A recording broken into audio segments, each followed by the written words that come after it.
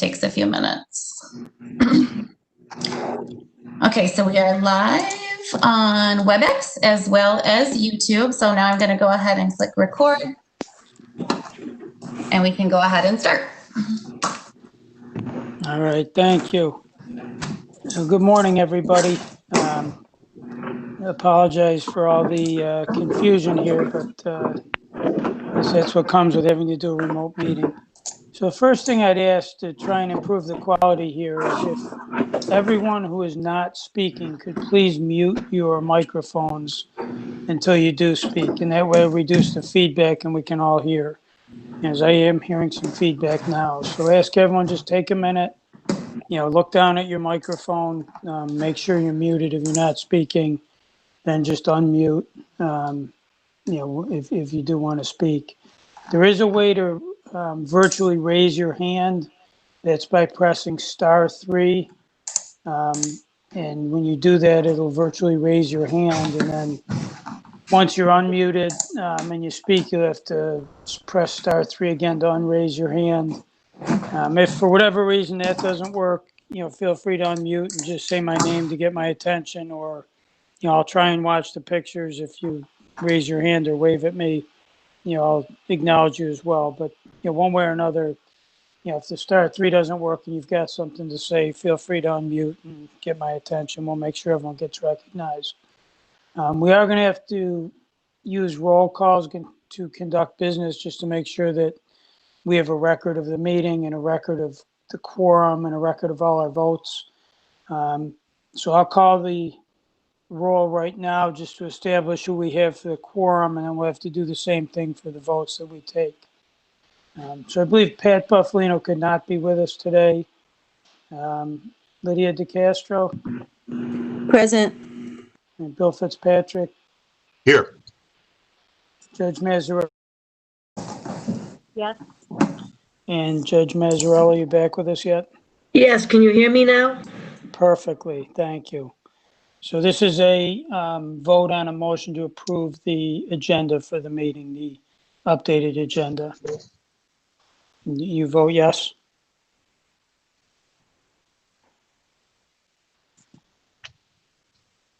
Oh, no, we can't hear the judge again. She's back. I said, Oh, there we go. Did you vote yes on that, Judge? yes, I'm voting yes. Thank you. All right, next, the draft minutes from our last meeting, I believe it was. Motion carries. Sorry, Commissioner. I'm sorry. Okay, motion carries. Next is our minutes, draft minutes that were sent around from, I believe it was our June 5th, 2020 meeting. Are there any questions or comments with regard to those minutes? Yes. If not, okay, go ahead. On page, it's page 5 of the materials, the vote is incorrectly recorded. The paragraph starts with last under old business. You see where I'm referring to? The motion was seconded by Dr. Buffalino, and it was approved with 10 votes, not 1. 4. Got it. We'll make a note of that. Yep. All right, thank you. Any other comments on the minutes? All right, do I have a motion to approve the minutes as amended by the correction that was just noted? So moved. Do I have a second? So, All right, again, we'll have to do the roll call. Keith Corlett, Yes. Jill Dooley, Yes. David Loftus, Yes. Scott McNamara, Yes. Ben Oster, Yes. Ann Willie, Abstain. Lydia DeCastro, Yes. Bill Fitzpatrick, Yes. Judge Mazzarelli, yes. Scott O'Neill, Yes. Ann Walsh. Yes. All right, that motion carries. Thank you. Next, go ahead. Yes. Have you been recording your votes? I didn't catch yours. Did you do yours? No, I have not. I'll vote yes on both of them. Thank you. Next, we have our accreditation and laboratory updates. First, for informational purposes only, there's no vote required. But this is the Erie County Central Police Services Laboratory.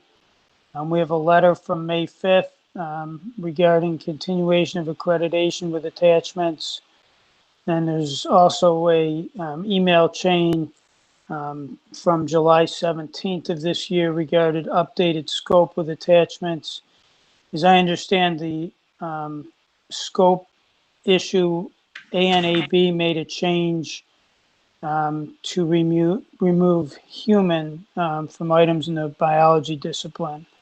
And then with regard to the continuation of accreditation, it's my reading in the materials that the lab had a surveillance visit in April and that they received no findings. We do have someone available to call in if we need it. Does anyone have any questions regarding this item? All right. Next, we have the Erie County Medical Examiner's Office Toxicology Laboratory.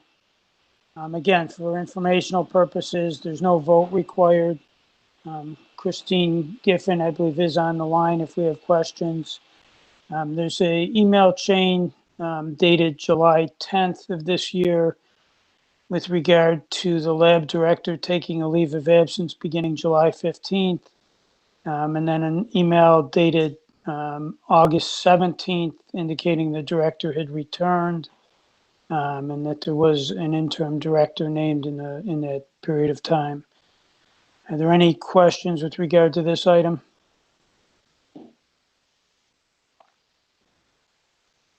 All right. And next,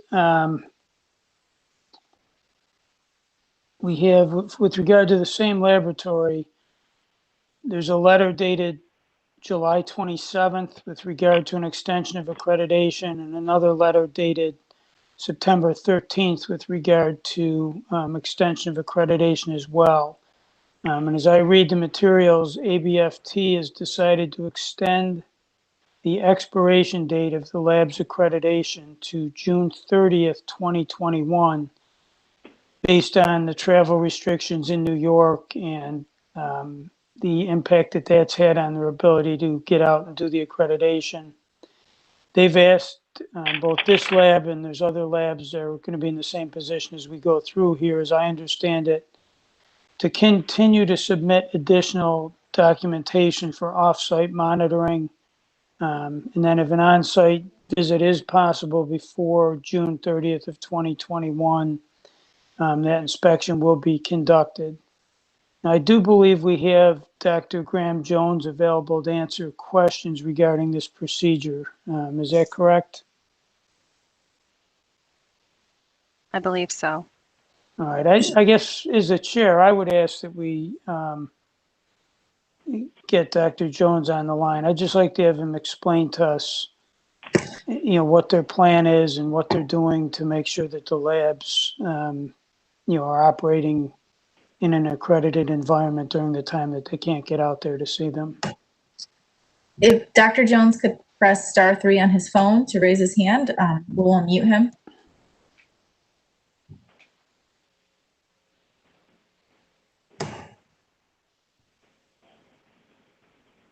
Jackie, he's caller 19. Yep, he should be good to go. Dr. Jones, are you with us? I am. Can you hear me okay? Yes, I can hear you fine. Could you hear my comments before? I did, yes, thank you. We, as I think you may be aware, we do review proficiency tests for all of the New York toxicology laboratories on an annual basis, and that is continuing. We've also reviewing the documentation that's normally submitted prior to an inspection. That includes any corrective actions that have taken place, details on at least 2 cases to allow us to review how the laboratory is performing. And we are looking at the possibility of requesting additional information from the laboratories as we move forward in 2021. We're not sure exactly what that is going to look like at the moment. It probably will depend on the laboratories themselves and what information they're able to send remotely, because all of the laboratories, I believe, are impacted in terms of staffing and workload. But we will do what we can to keep the proficiency data of and quality assurance data of the laboratory monitored. Thank you. Has there been any thought given to the use of technology, and some type of tool to allow for a virtual inspection? I know a lot of us are wrestling with this in different contexts, and it's something we're trying to incorporate into audits and site visits and things like that we can't do. Is there a way that could be used to help here? We can. We've certainly looked at the possibility and encouraged the inspectors that are assigned virtually to review information to arrange for Zoom or WebEx meetings with the laboratory staff. Where it gets a little more difficult is it depends on the technology that individual laboratories have at the moment. For example, some laboratories have their SOP in a form that can be transmitted directly in bulk. Other laboratories, the SOPs are basically available as just individual Word documents, making it a little bit more difficult. And the same goes for quality assurance material. So we're looking at the possibility of getting additional material to look at that we would ordinarily look at on site, but that's essentially a work in progress right now. Any other commission members have questions for Dr. Jones?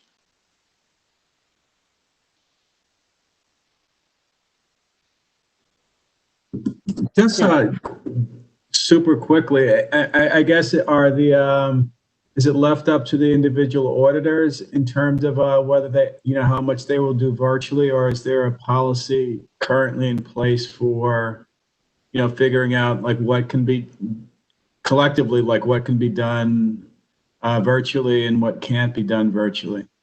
And just curious because, on our end, we're obviously trying to do a lot of stuff virtually and, putting systems in place. And I was just curious as to how far along you guys are in terms of sort of a virtual policy while we're going through the pandemic.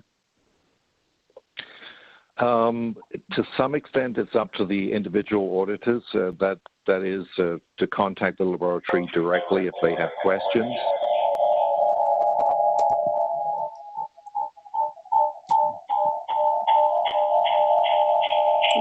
That's Dr. Willie. Could you mute your speakers? Mute your computer or hang up the phone. I'm not sure which. There we go. Sorry about that. That's okay. But we are trying to develop a policy. I mean, basically, we need to contact individual laboratories to find out how they're situated in terms of, if, for example, we ask for all of the quality control results for the previous 6 months, how easy it would be for each laboratory to send that in to us in a compact format. And for some laboratories, it would be easy. For others, it would probably require a lot of photocopying and would be very tedious. So the short answer is it really is still a work in progress. We're trying to figure it out still. Okay. Other questions?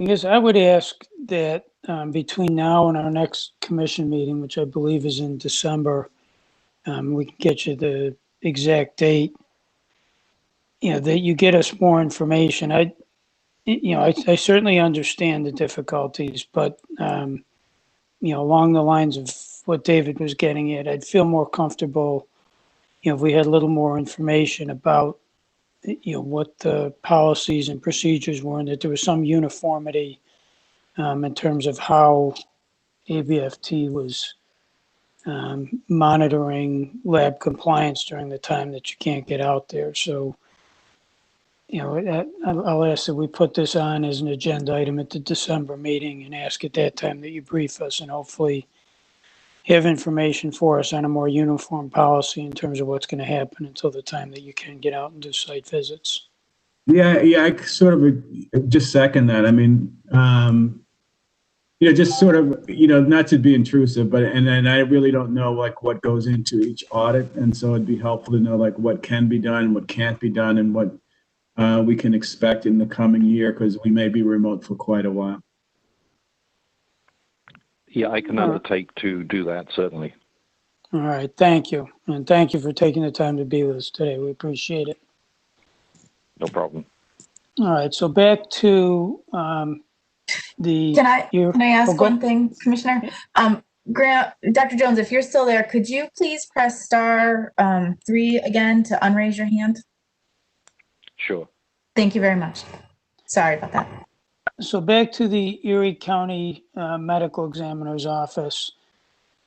Since the ABFT accreditation has been extended to June 30th of 2021, generally we extend the New York State accreditation to the same time frame as the accreditation from the relevant accrediting body.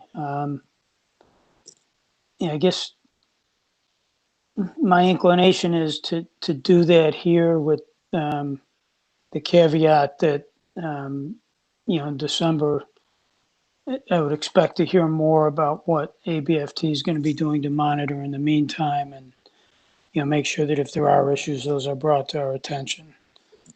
So with that understanding, do we have, well, I guess before I make a motion, does anyone else have any other thoughts on this? All right, if there's no other conversation. Mike? Oh, yeah, go ahead. I think that we should extend it till December and then hear what they have to say about crafting any kind of solutions based on what it was that you requested from them. I would move that we extend the accreditation until December, pending additional feedback from ABFT. Any other comments or thoughts? Mike, this is Scott. Yeah, Scott. I was just thinking that, we've always really followed the path of whatever the accrediting body accreditation extension was, the commission followed the same amount. And I think it's better and easier to track for everybody and for the lab directors to know, because in December, what would we do? Would we just extend it, or we could rescind it? I just think it's better to keep things together. That's all. I understand what you're saying, Lydia, and there's part of me that agrees, but the flip side of that for me is that, the issue right now is really with the accrediting body, not having real solid information at this time. I'm not faulting anybody, just saying it's a fact that, they don't seem to have real solid information about what the plan is going to look like, if we're not able to get out in person. And I hate to put the lab in a position of, basically operating day to day, not knowing if they're going to be accredited, not based on any information we have that there's any shortcoming at the lab, but based on questions we have about the accrediting body. So I see your point. It shouldn't fall on the lab as a problem as far as they're concerned. It's more the accrediting body we have the issue with. I agree. I will withdraw my motion.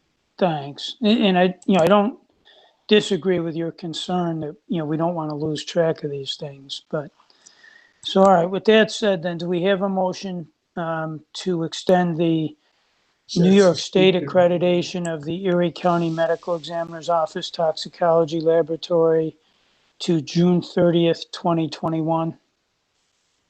So moved. All right, do we have a second? I see Judge Mazzarelli. All right, a second. Again, we'll have to go through the roll call. So, Superintendent Corlett? Yes. Joe Dooley, Yes. David Loftus, Yes. Scott McNamara, Yes. Ben Oster, Yes. Ann Willie, Lydia DeCastro, Yes. Bill Fitzpatrick, Yes. Judge Mazzarelli, Yes. Scott O'Neill, Yes. Ann Walsh, Yes. and just one more time, Ann Willie. I have to abstain because I couldn't hear. I'm online Okay. now. Okay, our apologies. All right, so that motion carries. And I'll record my vote as yes as well. Okay. Try not to make the same mistake too many times. All right, next we have the Monroe County Office of the Medical Examiner Forensic Toxicology Laboratory. This is, as I understand it, the exact same issue that we just discussed with regard to Erie County. ABFT has extended them until June 30th, 2021. So unless there's other discussion or other motions, I would make a motion that we extend their New York State accreditation to that same date, June 30th, 2021. Do I have a motion? All right, Judge, do I have a second? Second. All right. Superintendent Corlett, Yes. Jill Dooley, Yes. David Loftus, Yes. Scott McNamara, Yes. Ben Oster, Yes. Ann Willie, Yes. Lydia DeCastro, Yes. Bill Fitzpatrick, Yes. Judge Mazzarelli, Yes. Scott O'Neill, Yes. and Ann Walsh. Yes. And Mike Green, yes. So that carries. Next, we have the Nassau County Office of the Medical Examiner Toxicology Lab. There's no vote required here. This is on for informational purposes. And there's a letter regarding a mid-cycle inspection dated August 27th of this year in the materials. As I read it, it indicates that ABFT has determined that the lab continues to comply with the accreditation program and will maintain its accreditation through June 30th, 2021. Any questions on this item? Next item, again, just for informational purposes, no vote required. The New York City Office of the Chief Medical Examiner, Department of Forensic Toxicology. We have a letter of June 3rd of this year regarding completion of a mid-cycle inspection. And again, as I read it, ABFT has determined that the lab continues to comply with the accreditation program and that the accreditation will be maintained through June 30th of 2021. Any questions? Next, we have the New York City Police Department Police Laboratory. Again, this is for informational purposes only. No vote is required. And we have a letter of August 3rd of this year with regard to retirement of management personnel.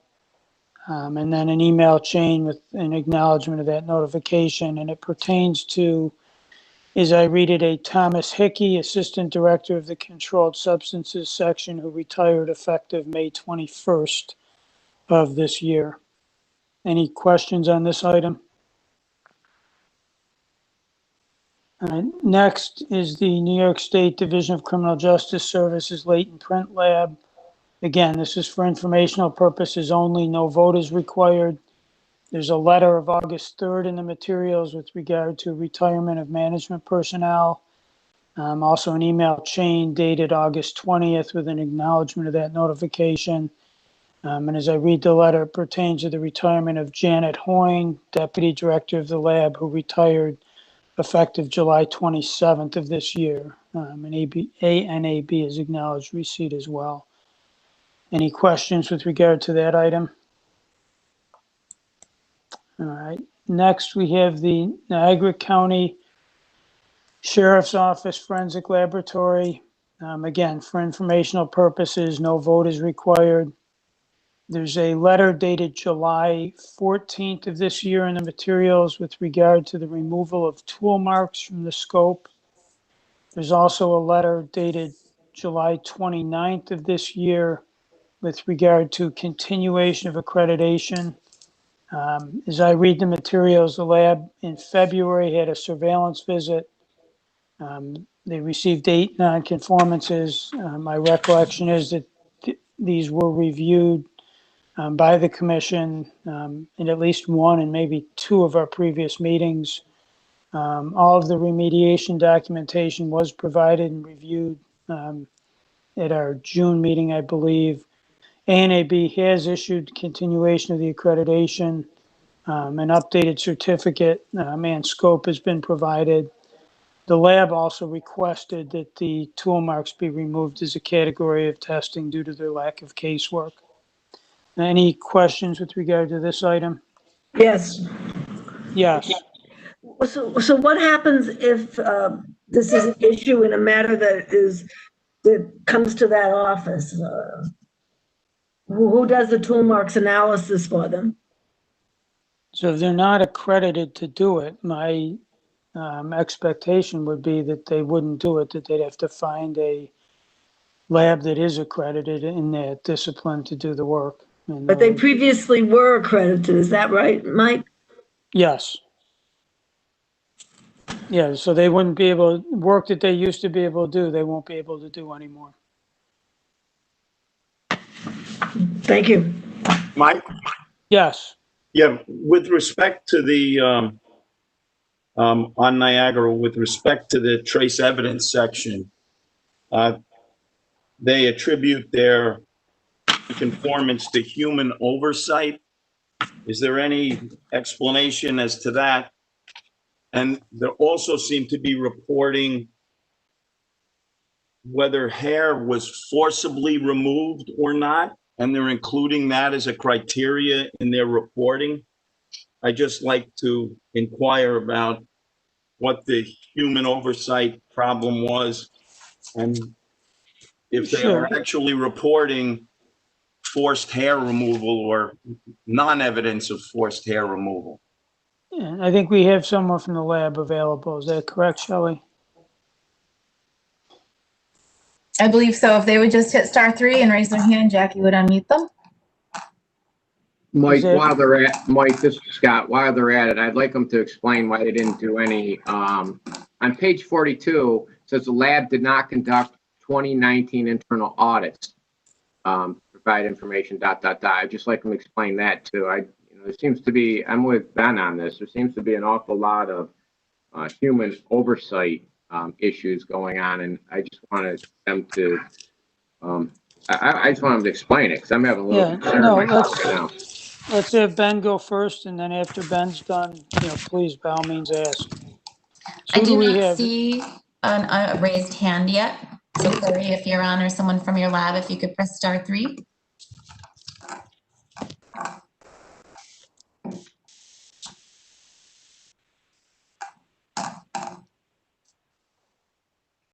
I still don't have anything at the moment. All right, can we reach out to the lab and get someone to get on the line? In the meantime, we'll move ahead, but we'll come back to this as soon as we get someone from the lab on the line. Yep. Yep. All right, so we'll hold that item and come back to it. Hello. Lab on the line. Oh, did it? Someone just spoke. Oh, she's there. Okay, thanks, Corey. Hi, Corey, how are you? I'm good. How are you? Good, thanks. So we have a couple questions from some of the commission members. First is Commission Member Ben Oster. Morning. Good morning. There's repeated references in talking about trace evidence to human oversight led to the nonconformity. Can you tell us what form of deficiency the human oversight took? Yeah. Just trying to find what 811. the trace 811. Yeah, basically our manual, we referenced books that talked about the criteria that we were using. when we converted over our documents, we did not actually type out the exact criteria in the manual. We were just referencing the book, and they wanted us just to be more specific and actually put the criteria into the manual instead of just the book. So at least as to fibers, are you recording the nature of, let's say, your microscopic examination or refractive values? Yep, everything was recorded in the notes. It just, in the manual, it didn't state what the criteria we were looking for. It was just in the worksheet, but not in the actual procedure manual. And is there a description of whether you're using Beckline or what method? I have my trace examiner here, Mark Henderson. He can probably answer that for you. I'm not sure what you mean by description. Well, you know, the index that's being used, which refractive index? We don't report refractive index in fibers. Okay. And so what examination is actually being conducted of the fiber? We have a worksheet. I can get the worksheet for you and go right through all the steps if you want. But ultimately, is it a microscopic examination? Yes. It's a microscopic and chemical. Okay. Now, there appears to be some, there's reference here to determining whether there's signs in the hair examination of forced hair removal. What criteria is being used to reach a determination of forced or unforced hair removal? Well, again, we reference a book, references, but we don't, now in our manual, we have it written out. Well, do you know the book or the source for the criteria that you're using for that sort of conclusion?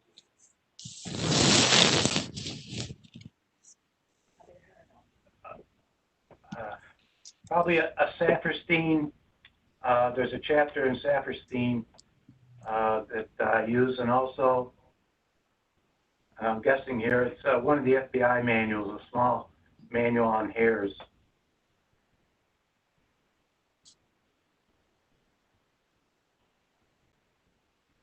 And do you render reports on the absence or presence of evidence of forcible hair removal? I did on one report a long time ago, and that was at, I don't know what, I'm sorry, I'm not, I don't know what you want. Well, ultimately, if testimony is given or a report is issued with some conclusion as to whether a hair was forcibly removed from a person or not, or that there's indicia that it wasn't forcibly removed, what criteria is being relied upon?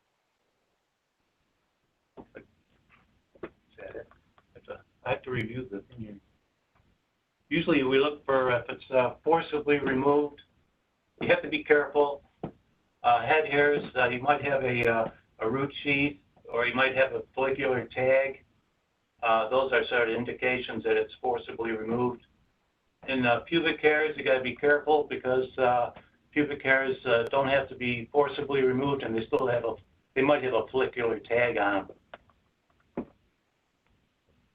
I'll read it right from our manual. Hairs in the anagen stage, when forcibly removed from the head, may show follicular tissue, including a root sheath and a follicular tag, as well as a hair shaft twisting, crimping, looping, or stretching and breakage/fracture. A large number of removed hairs, more than 2, can be an indication of pulled hairs occurring in a struggle. And in addition to anagen hairs, telogen and catagen hairs may also be present. Yeah, that's what's in our manual. And you said the source of that manual is either Saperstein or some FBI writing? I believe so, yes. Yes, yep. Because, the May is kind of troubling if we're issuing a forensic report. But you say you've only done it once? Well, The manual, that we have it referenced in our manual, it's called Microscopy of Hairs, a practical guide and manual from the FBI. and then it's a training manual from the FBI.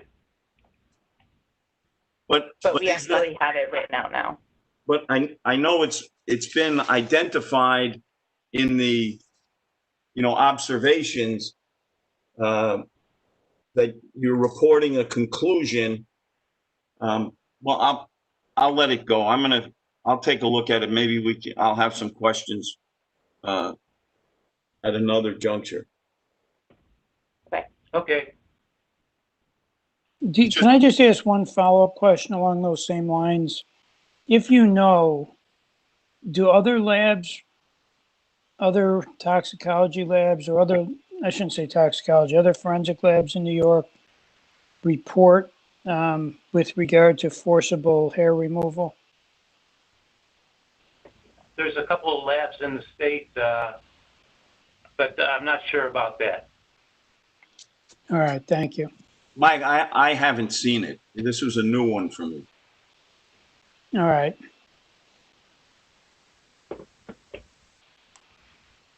Scott, did you have questions?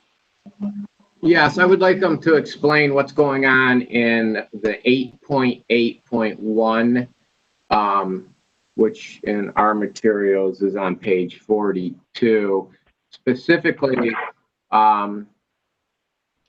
reference to the fact that about the internal audits not being performed. What's that all about?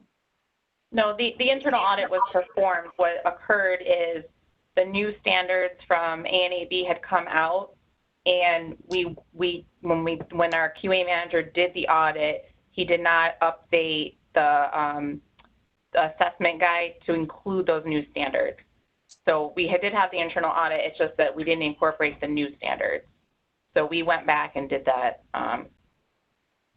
over, the summer.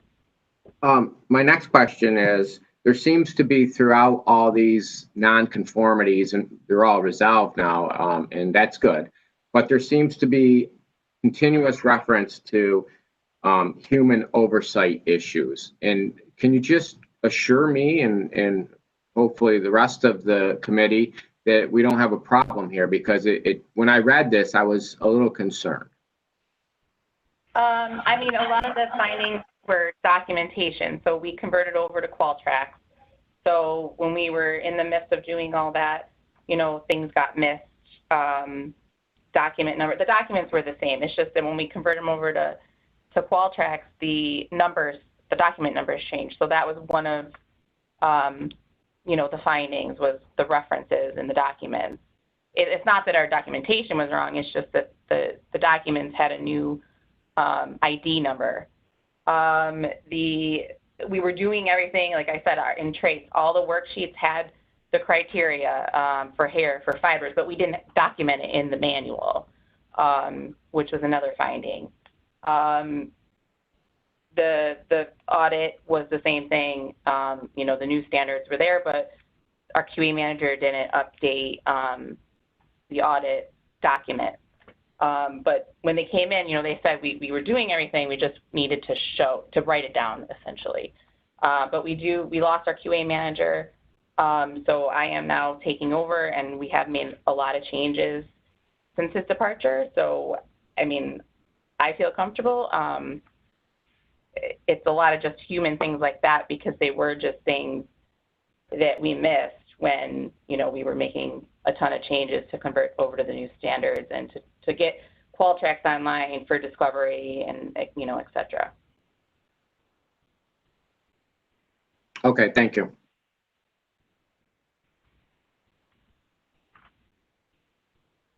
Thank you. Any other questions for Niagara County? All right, thank you. I'm sorry, Mike. A quick question to follow up on Judge Mazzarelli's earlier question. who's doing your tool mark examinations, and are you doing shell casing and cartridge comparisons at the lab? Yeah, so what I found is our firearms examiner had retired right when I became lab director in April. So we had a new analyst who went through the NFEA program, and she's finally signed off. But what we found was we weren't getting any tool mark cases. So we had one in the last, say, 5 years. So we decided to drop it because we couldn't train her, and keeping her competency up was just impossible when you're not getting the cases. She is doing comparisons, though. We do bullet comparisons, casings, all of that, test fires. We know that the Monroe County lab does do tool marks, so we do have that option to refer our customers there. Thank you.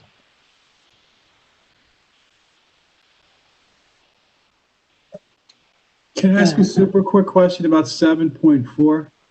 Please.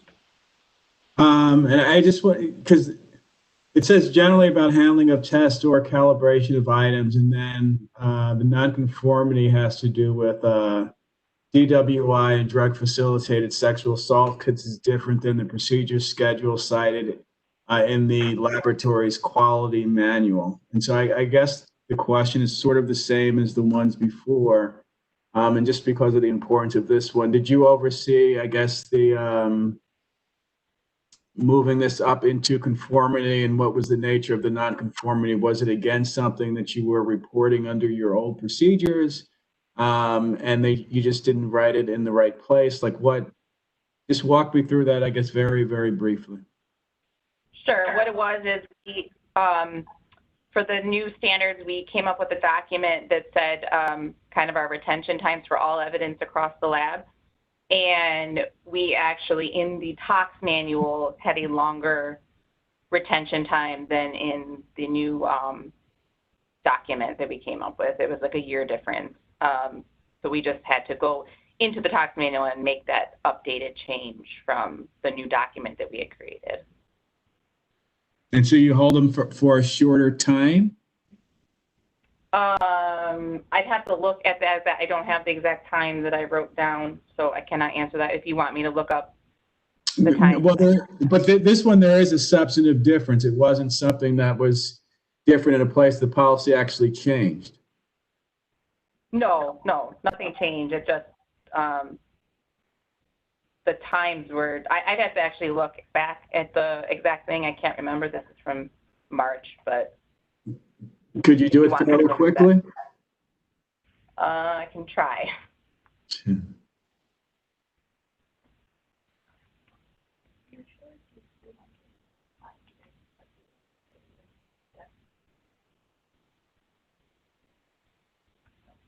if there was a change in the retention policy, I guess what the reason for that change was and why it wasn't.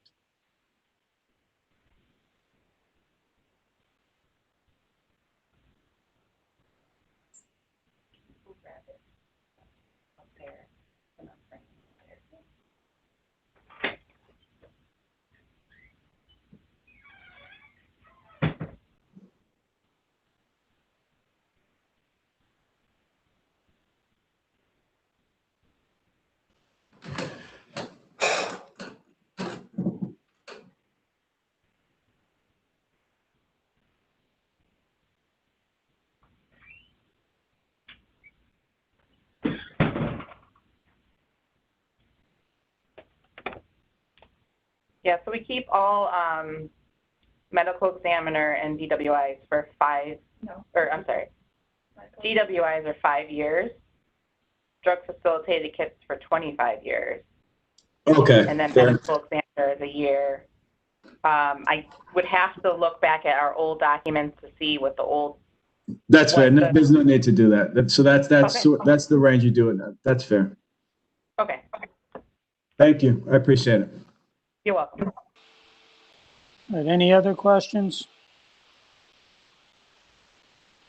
All right, thank you. And Corey, thank you for being with us today. Appreciate the information. No problem. All right, next we have the Onondaga County Center for Forensic Sciences. Again, this is for informational purposes. no vote is required.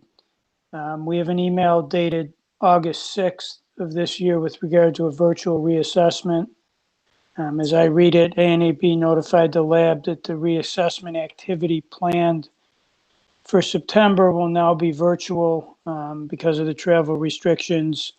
And the lab has applied to NDIS and received approval for virtual quality assurance. So any questions on this? I think Kathy Corrado is available if we need her.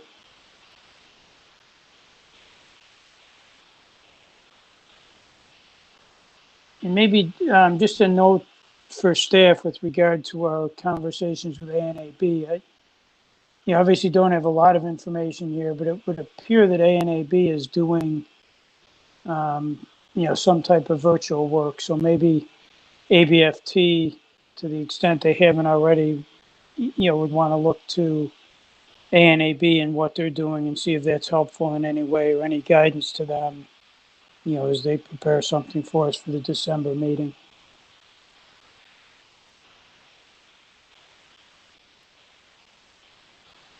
All right, next we've got the Onondaga County Department of Forensic Toxicology. Again, this is for informational purposes. No vote is required. ABFT has determined that the lab continues to comply with the accreditation program and will maintain its accreditation through June 30th. At least that's my reading of a letter that's dated August 27th of this year with regard to a mid-cycle inspection. Any questions with regard to this item? All right, next we have the Suffolk County Crime Lab. Again, for informational purposes, no vote is required. There's an email in the materials dated August 5th of this year with regard to a surveillance visit with attached documentation. My reading of it indicates that it's a notification with regard to the completion of the virtual surveillance visit. There were no findings. ANAB will send a final letter once reviewed by the accreditation manager. We received very late breaking that letter, so we are unable to provide it today, but we will be providing it for the commission in December. All right, so in that letter just indicates that they're in compliance and that the accreditation continues? Yes, sir. All right. Any questions? All right, next we have the Suffolk County OCME Toxicology Laboratory. There's a letter of July 27th and a letter of September 13th regarding extension of accreditation. Again, this is ABFT. It's the same issue we've discussed twice before now, where because of the difficulty in doing an on-site inspection due to travel restrictions in the state, they've extended the ABFT accreditation to June 30th of 2021. So again, consistent with what we've done with the other two labs, I would ask for a motion to extend the New York State accreditation for the Suffolk County Office of the Chief Medical Examiner Toxicology Laboratory to June 30th, 2021. Do I have a motion? So moved. All right, do I have a second? Second. All right, we'll go through the roll call again. Superintendent Corlett?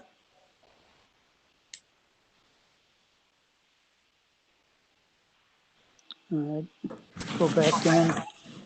Dr. Dooley? Yes. David Loftus? Yes. Scott McNamara? Yes. Ben Oster? Yes. Ann Willie? Yes. Lydia DeCastro? Yes. Bill Fitzpatrick? Yes. Judge Mazzarelli? Yes. Scott O'Neill? Yes. Ann Walsh? Yes. Mike Green, yes. And Superintendent Corlett? A resounding yes. I couldn't get off mute, sorry. I've been there before, no problem. Thank you. All right, so that passes unanimously. And again, I would, just ask staff to reach out to ABFT because again, I don't know the details, but as I read this, it appears that ANAB is doing work virtually, and to the extent they have some protocols in place that could be helpful to ABFT, I urge that they share them and use those in coming back to us in December with something solid. And next, we have the Westchester County Division of Forensic Sciences. Again, this is for informational purposes. No vote is required. We have a letter of July 28th and an email dated July 29th with an acknowledgement. And as I read them, they pertain to retirement of Bob Adamo, the lab director, quality manager Linda Duffy, and CODIS administrator Mary Eustace, who retired effective July 31st of this year. Again, as I read the letters, Chris Cording has been named the acting director, and Jennifer Riley has been named the acting quality manager and CODIS administrator, and that NAB has been notified and acknowledged receipt. Is Chris Cording with us? I thought I heard him earlier. If he could raise his hand, we'll unmute him.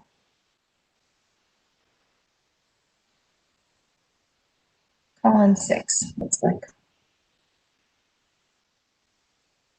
I'm here. Hi, Chris. How are you? Good. How are you? Good. Can you just give us a quick overview of what the situation at the lab is right now in terms of your responsibilities and how these other roles are being filled? So as you know, Jen Riley is doing the QA position. That's going to be a permanent promotion for her. We're training another individual to oversee the CODIS operations. Mary has been called back as a per diem to assist in that training. And the county has opened up resume and applications for the director's position, and they're interviewing today or as we speak. So hopefully a permanent director will be in place within the next month. All right, thank you. Any questions for Chris? All right, thank you. And just obviously keep us apprised of developments.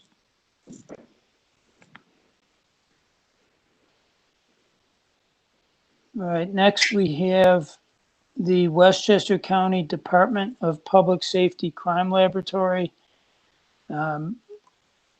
This is for informational purposes, no vote required. We have a surveillance visit report received on July 3rd of this year. We have a letter dated July 8th of this year with regard to continuation of accreditation. As I read the documentation, the lab underwent virtual surveillance visit in June. There were no findings, but two conforming with comment recommendations.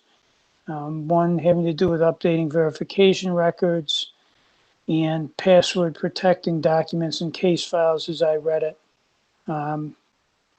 As I understand the requirements, the lab does not have to address the comments to remain in conformance, and that they do remain in conformance with their accreditation standards.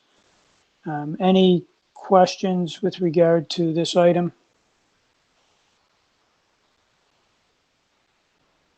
All right, next we have the Yonkers Police Department Forensic Science Laboratory.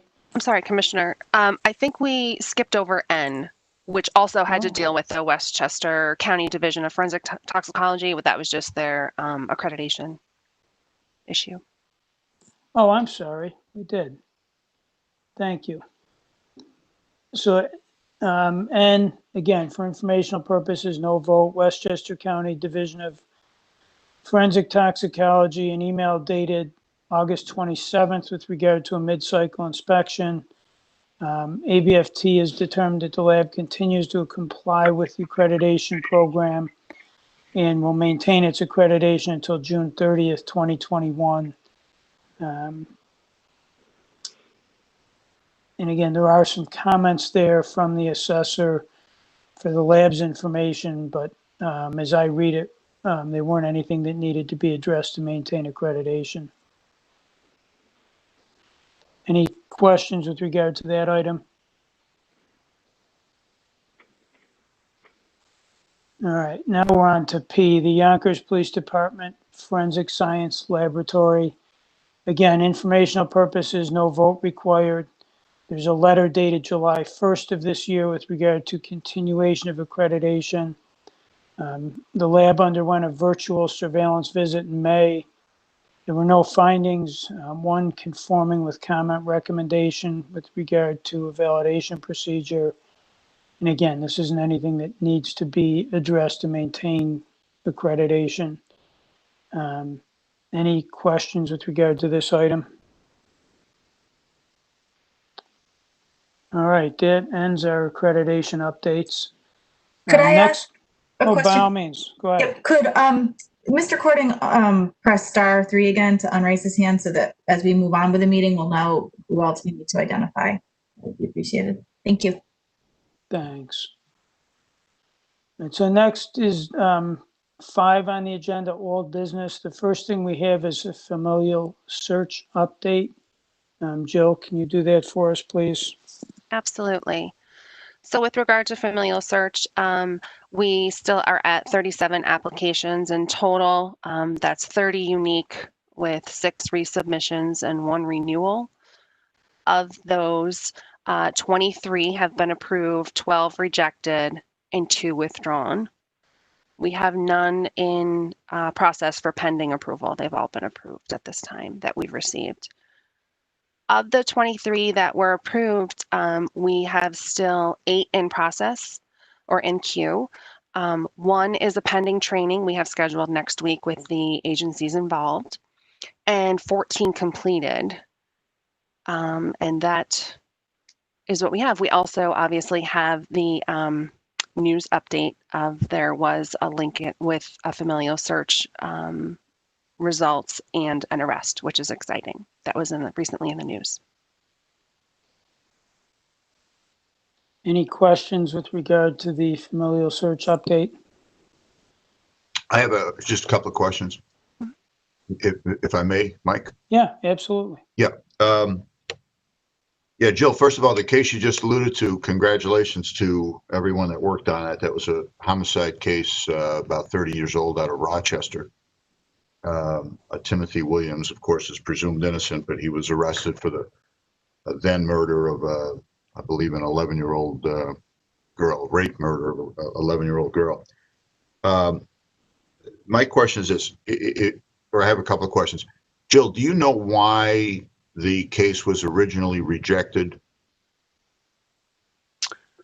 So primarily the cases are rejected due to not meeting the sample requirements. I think in this case it was, I'm again, not sure if it's an incomplete profile or they were unable to get a full YSTR profile. I believe that's the reason why there was a rejection in the beginning.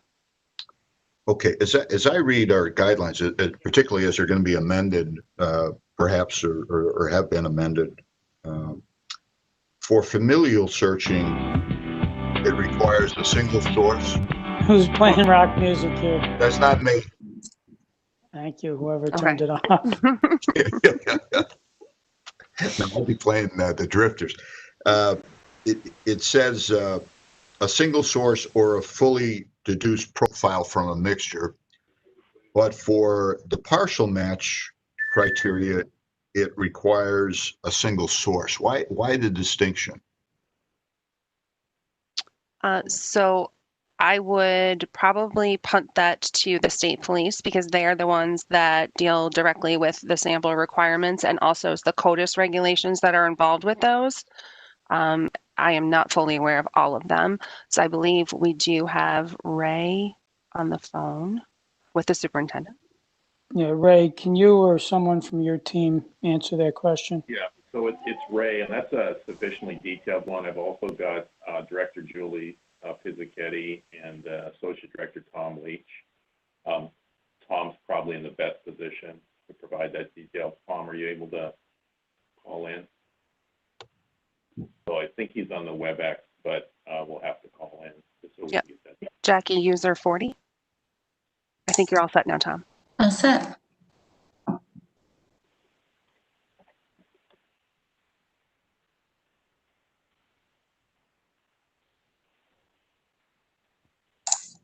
Tom, I think you're unmuted. Well, on our Yep. end. Okay.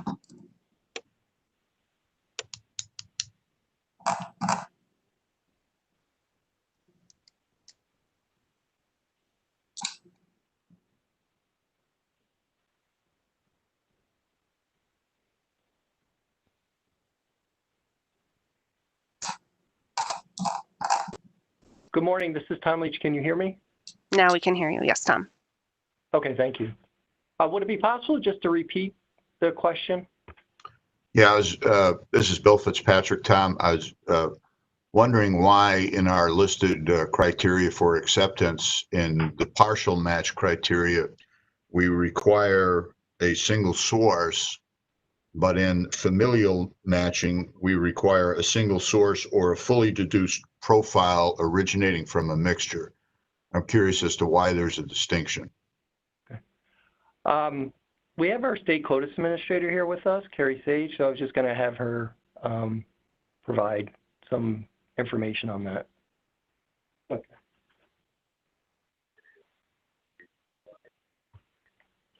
Hi. Originally, the definition that was put in for partial match was to include the difference in the NDIS definitions for forensic unknown, and if you have a mixture that's fully deduced, it can be placed in the forensic unknown specimen category. So that's why it was just clarified in the most recent version.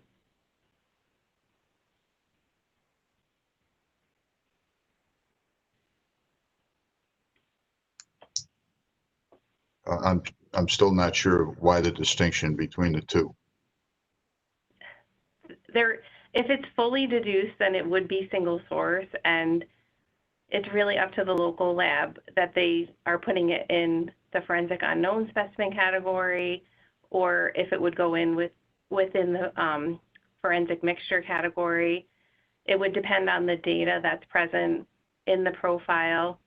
And right now the NDIS definition is based on the CODIS core loci, so there could be some leniency there based on how the local lab interprets the profile. For familial search, we're requiring that it is a single source profile. And for partial match, when that originally was written, it was written to include fully deduced, but we just clarified it that, deduced, I think it said, and we just clarified that it has to be fully deduced. And so therefore it would, be considered single source. All right, well, let me just follow up with this question. If in many of these cases, the DNA sample that's used has, been in a lab for decades in some cases, and there's some degradation. If there's an old case that's a mixture, as you would expect in a rape case, a rape homicide, and the analyst is able to deduce the source of the semen or other biological material from the rape victim, but is unable to get 23 loci to match, is that sample not eligible for familial searching? So currently, it would really depend on the lab's interpretation protocols, because if they're able to say fully deduced, meaning that they can call a major contributor, then it would be eligible. Right, but your lab is the only lab doing familial searching, correct? Correct, but we're not making that determination. It's based on the ELDIS lab's interpretation of the profile. So if my lab sends you a degraded sample that has, let's say, 18 identifiable loci, and we are unable to match it to a suspect in CODIS, that sample would be eligible for familial searching? As long as they can verify for us that the loci that we are using in the familial search are fully deduced and it's within the parameters, then yes. Okay, even though there's 5 that are degraded to the point where, you know, no comparison is possible. Well, I mean, we're talking about the loci that we're using currently for familial search. If they are verifying for us that there is no degradation at those loci.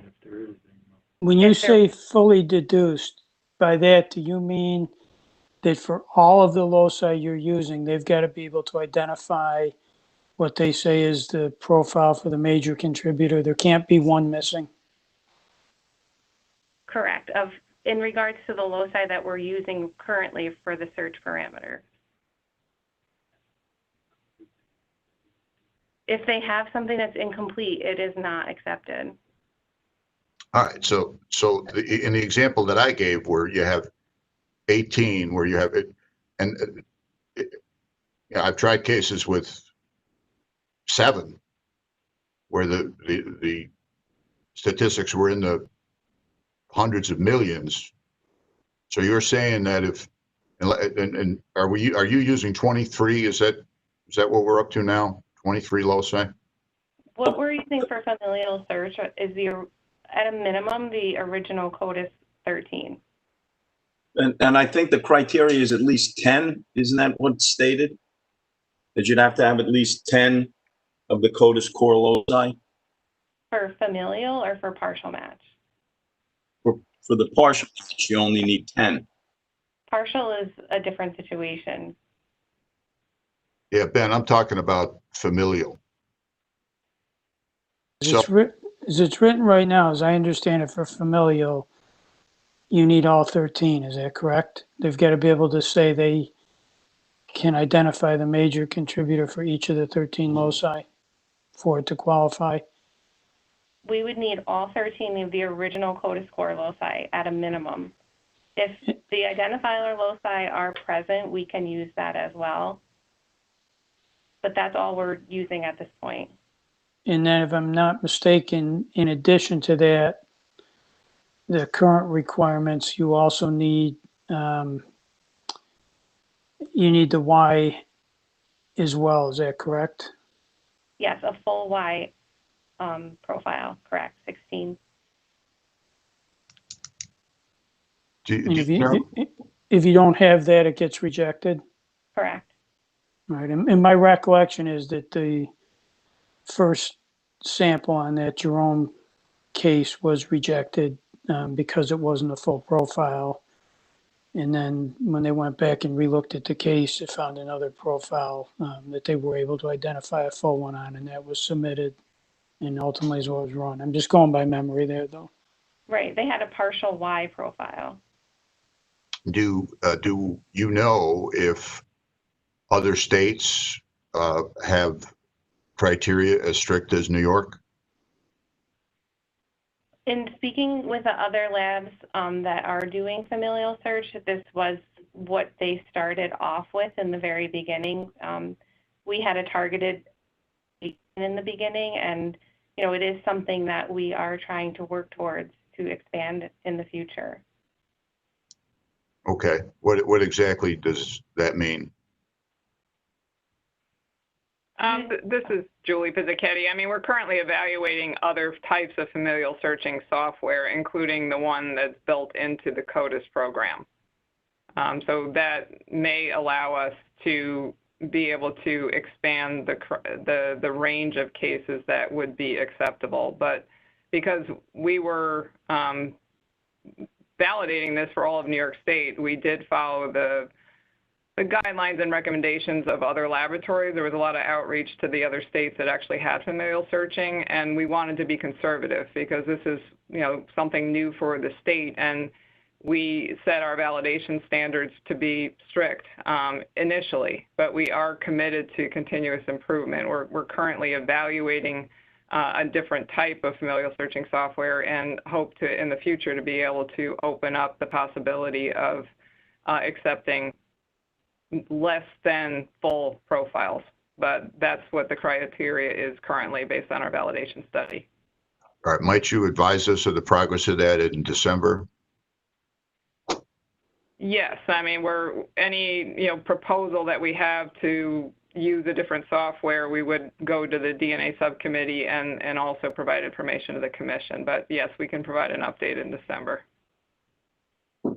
Okay, and just to express my opinion, it seems that if the science is able to identify an individual to the point where it's, let's say hypothetically, 100 million times more likely that it's this individual than a random stranger, then I think we might be losing opportunities to solve some cases, as we did in this Williams case,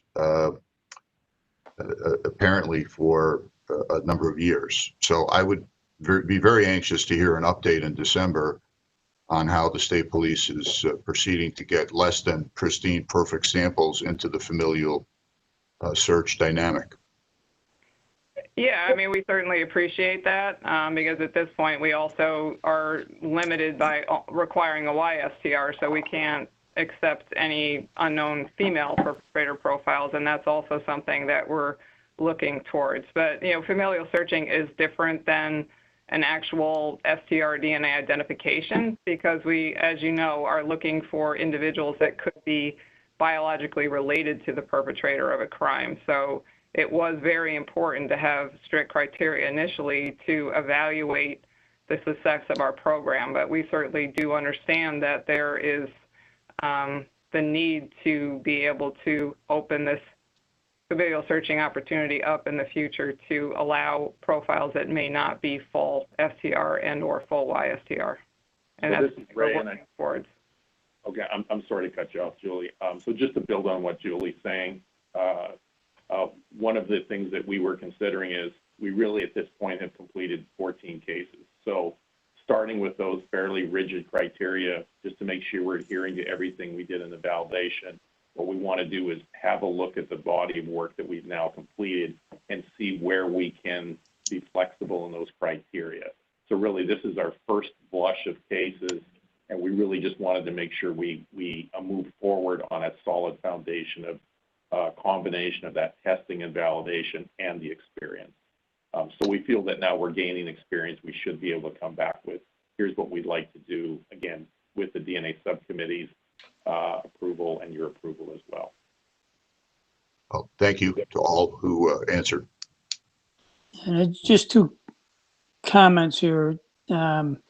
Remembering back to this process, when you ask about other states, we obviously saw a huge spectrum out there from states who prohibit familial search altogether to states who allow it, with criteria that appears to be more flexible than ours.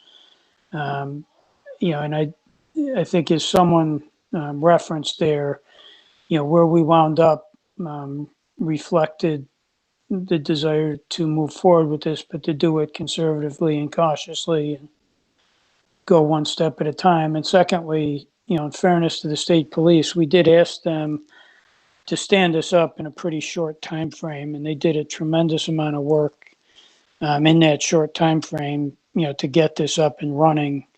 And I think the comments about, looking at, what they've done so far in the cases and, figuring out what we can learn and then, deciding whether or not we can move forward in a way that, is still very safe and cautious and, won't lead to any abuse or misuse, but at the same time, will allow us to make sure that we're not missing the opportunities that Bill referred to is a very prudent path. So, while I certainly understand the concerns raised, I also understand the course that's being taken, and, we just join in saying, please keep us updated at our next meeting and going forward, in terms of our progress and whether or not, we should be looking at expanding.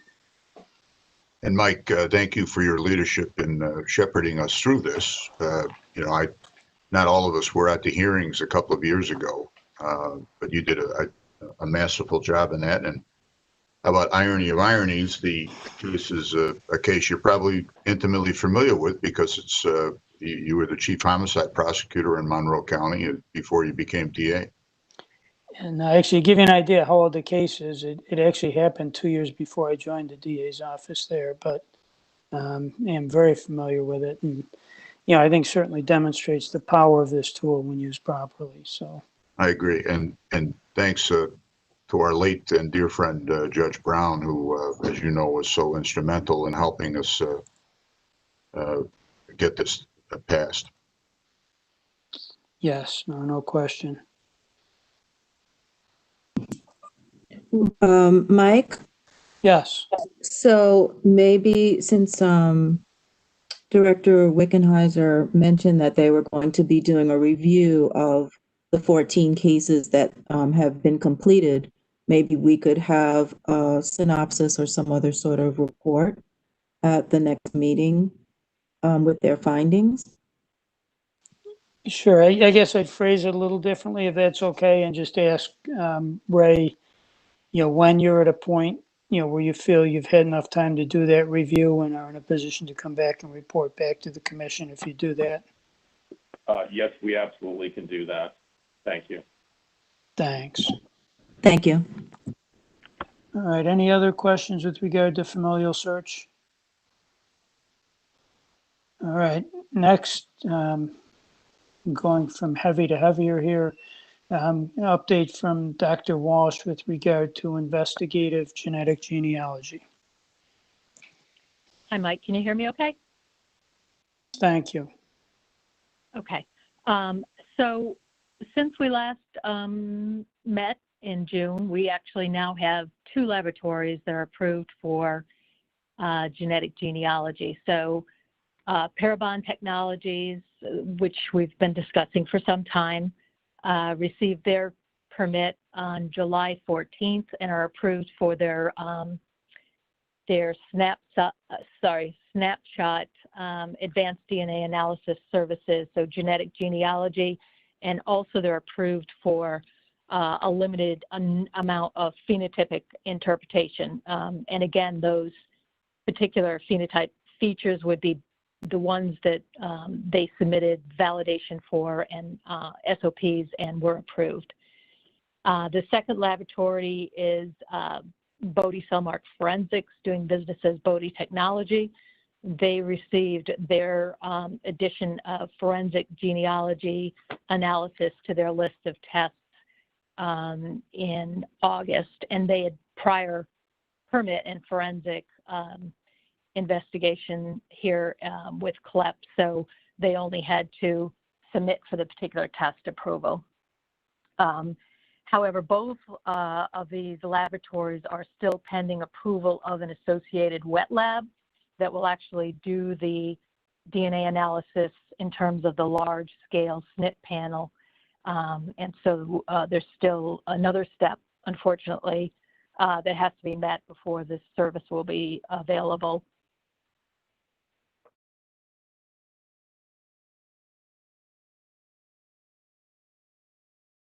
Thanks. And that's all I have. All right. No, thank you. We appreciate that update and all the work behind it. Any questions? I have a few questions. For Parabon, like I'm not sure what they were actually approved for. I know I've seen their website and the range of services they offer are fairly broad. And I guess they're from the report, they're approved for a limited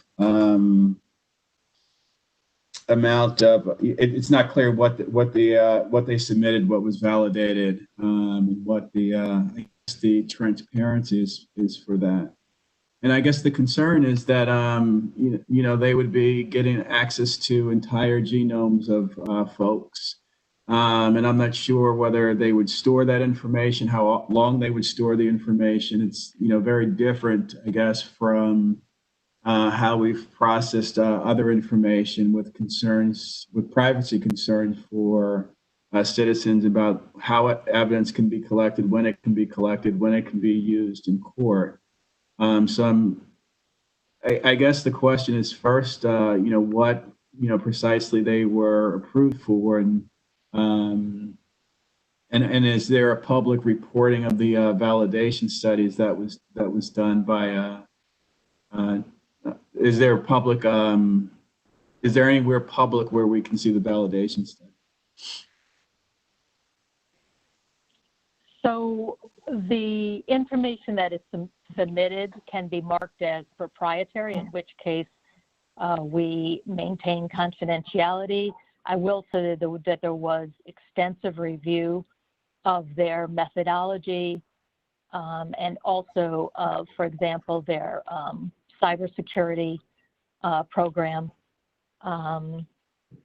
So obviously we didn't take this lightly, and we did not approve them until they had reassured us that they would only be reporting on the specific items that they were approved for. Yeah, I get that, but that's extraordinarily vague since I think they're going to be authorizing law enforcement to take actions against citizens in our state. I don't think they are actually located in our state, so the genetic information from folks in New York is going to go somewhere else. Well, that's not different than what happens currently. I mean, in terms of the commercial labs, none of them are in New York State. And also, I would just, bring to mind that this is an investigative lead. It's not considered proof of any specific association. It's just something that is provided to the investigators, who then have to go and do further work and ultimately would get a different DNA sample for a direct comparison using methods that are approved, for example, by the FBI. No, I get that, but even for an investigative lead, that means they're going to interact with citizens in this state. For investigative leads, they may give information to district attorneys or have warrants, and we have no idea what exactly the procedures were that went to approve this testing. They know, as far as cause their proprietary concerns from this company. It's a business. There's no real peer review. They said rather they're not in the business of writing papers. They're running a business. So the concerns for I guess us are sort of the TikTok of how DNA came to courtrooms, how it became reliable is fairly public and within the public domain, and the idea that perhaps that they're going to do virtual mugshots, which is on their websites. It's not clear what the technology is. It's not clear what the error rates are. It's not clear whether other scientists confirm it. And so saying that it's used for investigative purposes, I think is somewhat helpful, not completely. And then also whether or not, what information is going to be given to them, whether it's going to be crime scene samples, whether it's going to be surreptitiously taken samples, whether they're going to get, I'm not sure how they're going to gather the information and hold them. And if someone has, in New York, there are ways to get your information out of the database. They're not a New York company, so I'm not sure if they hold someone's sample, how that person would be aware of it and to be able to get it, to have it taken out of the database. Well, they're required to follow the laws with respect to what DNA samples they can analyze. They can only analyze those that have been lawfully provided to them. And I think some of your questions probably await, a court, a trial where some of these things will come out and that will be determined. But from our perspective, considering that it was for investigative purposes only, we were satisfied that they had done a reasonable amount of validation and actually at this point have a fairly strong track record of success in enough cases to make the risk versus reward favorable in light of approval of these methods. I get that. With all due respect, that the risk versus reward, it's still going to be used by the police to take official police action, and so what that risk versus reward is simply unknown. And so what the police are able to do with that, may be tethered to whatever that risk versus reward calculus it may not be.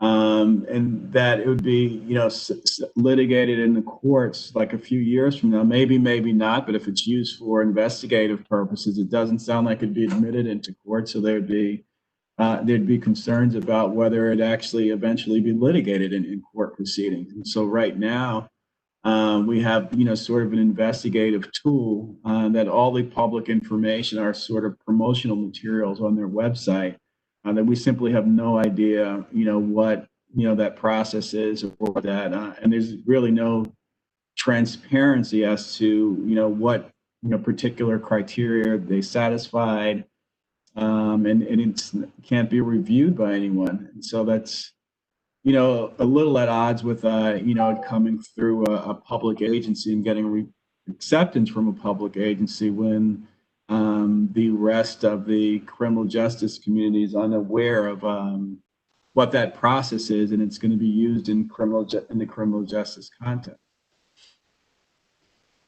Yeah, and I think I'll just interject here and say, I certainly appreciate the concerns you're raising, but in terms of forum, this was on for Ann to give us an informational update, and whether we like it or not, the way our enabling statute is set up, we're not the body that was given authority over this. So I don't, we're not going to be able to resolve it here or, I think even meaningfully debate it here. So again, I certainly, wanted to give you some leeway to make your points and hear them and appreciate them. But, I don't know that ultimately we can resolve it here. And I'll defer to that. I'm just saying that we're not going to be able to meaningfully debate it anywhere because there's simply no information to debate. And that's the concern. Yeah, and I think I'll leave it. I hear you and appreciate your comments. Anything else before we move on? All right. I'm sorry. Just one question. What is the extent of the phenotyping interpretation that Paragon's going to be doing? Is there any, did the health department set any parameters there, how far they can go with phenotyping? Yeah, I don't have it right in front of me. For example, they can do skin pigmentation, they can do hair color, but there are some phenotypic features that they did not submit an SOP and validation for example, red hair as a feature. So they know exactly what they're approved to do, and they can only report on those features. So any investigator that is getting a report from them on a New York State case, if they have any questions, they can, of course, always verify it with us, but it should only have those phenotypic features for which we have approved their methodology. Where would we source what phenotypical criteria they are able to opine upon or offer a conclusion about? Is there any place on the internet where we can go and see what Paragon can do phenotypically for a New York case?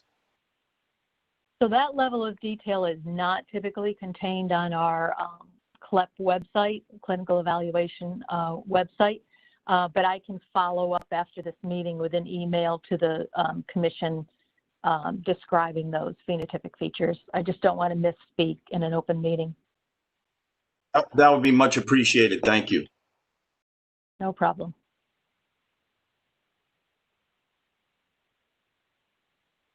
All right, any other questions? All right, thank you for the update, Ann. We appreciate it. You're welcome. Next item we have is the NICLAC update. Scott, are you doing that for us? Yes, Mike. Thank you. So prior to discovery, Commissioner Fitzpatrick had a couple of questions from NICLAC to answer. I had spoken to NICLAC in regards to those questions in preparation for our last meeting, but due to current events with the pandemic and the economic crisis, the questions were postponed until this meeting. So I'm just going to give you a general overview of the questions. Firstly, this is pertaining to discovery. This was Commissioner Fitzpatrick's question about discovery. The first question was relating to, have we seen an increase in discovery requests? So again, most of this has been changed with the events of the pandemic and everything else that's going on in the world. But in regards to discovery requests, the smaller laboratories who were receiving 2-digit requests are now receiving 3-digit requests. The laboratories that received hundreds of requests are now fulfilling 1,000 requests. And then my own laboratory, we would do about over a couple of thousand discovery requests a year. And this year so far, we've done around 13,000. So there's been, of course, a significant increase in discovery requests. But one thing to just acknowledge, in prior years, the amount of material has differed, because also within the new discovery statute, there were specific things that were needed to be included. So there are additional records, not just the number of requests, but actually the size of the records. So for a particular drug case, those discovery record packages now are generally hundreds of pages for a medium-sized case. There was an additional question, and that first question was, have we seen additional testing? We really didn't see any additional testing based upon discovery, but there did seem to be some confusion at the beginning of the year from certain agencies expecting the laboratory to do quicker work based upon the time frame that was stated in the law. But that was resolved, of course, because the laboratory can only do the work as quick as they can do it. But once the work is completed, they have 15 days, and it's been extended a little bit to produce that work. So initially there was some requests for all this work to be done within 15 days, which is just not physically or feasibly possible, but that was ironed out with the customers. The extra staff, the extra time it takes to do these cases is, in some cases it depends upon with some cases maybe 20, 30 minutes. Other cases could be hours of additional preparation that's now been attached to every case. So each laboratory has their own way of preparing the material, but in general, of course, there is additional time. And in some instances, the technical review process, and that's the administrative review process, the amount of records has increased. So in some instances, the technical review process is now doubled the amount of time it's taking to review it. Moving on to the third question, it was, has there been additional staff or equipment provided? And if not, what functions did you have to take from current staff to address discovery? So I think overall, every person in the laboratory who is an analyst is generally being affected by discovery because they're preparing their discovery materials for their case. Laboratories did put in requests for personnel to help support that additional work.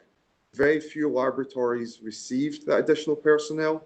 A few laboratories had personnel approved, but unfortunately, when the pandemic hit, those were frozen. Some laboratory personnel did receive other positions, but then those individuals resigned or retired.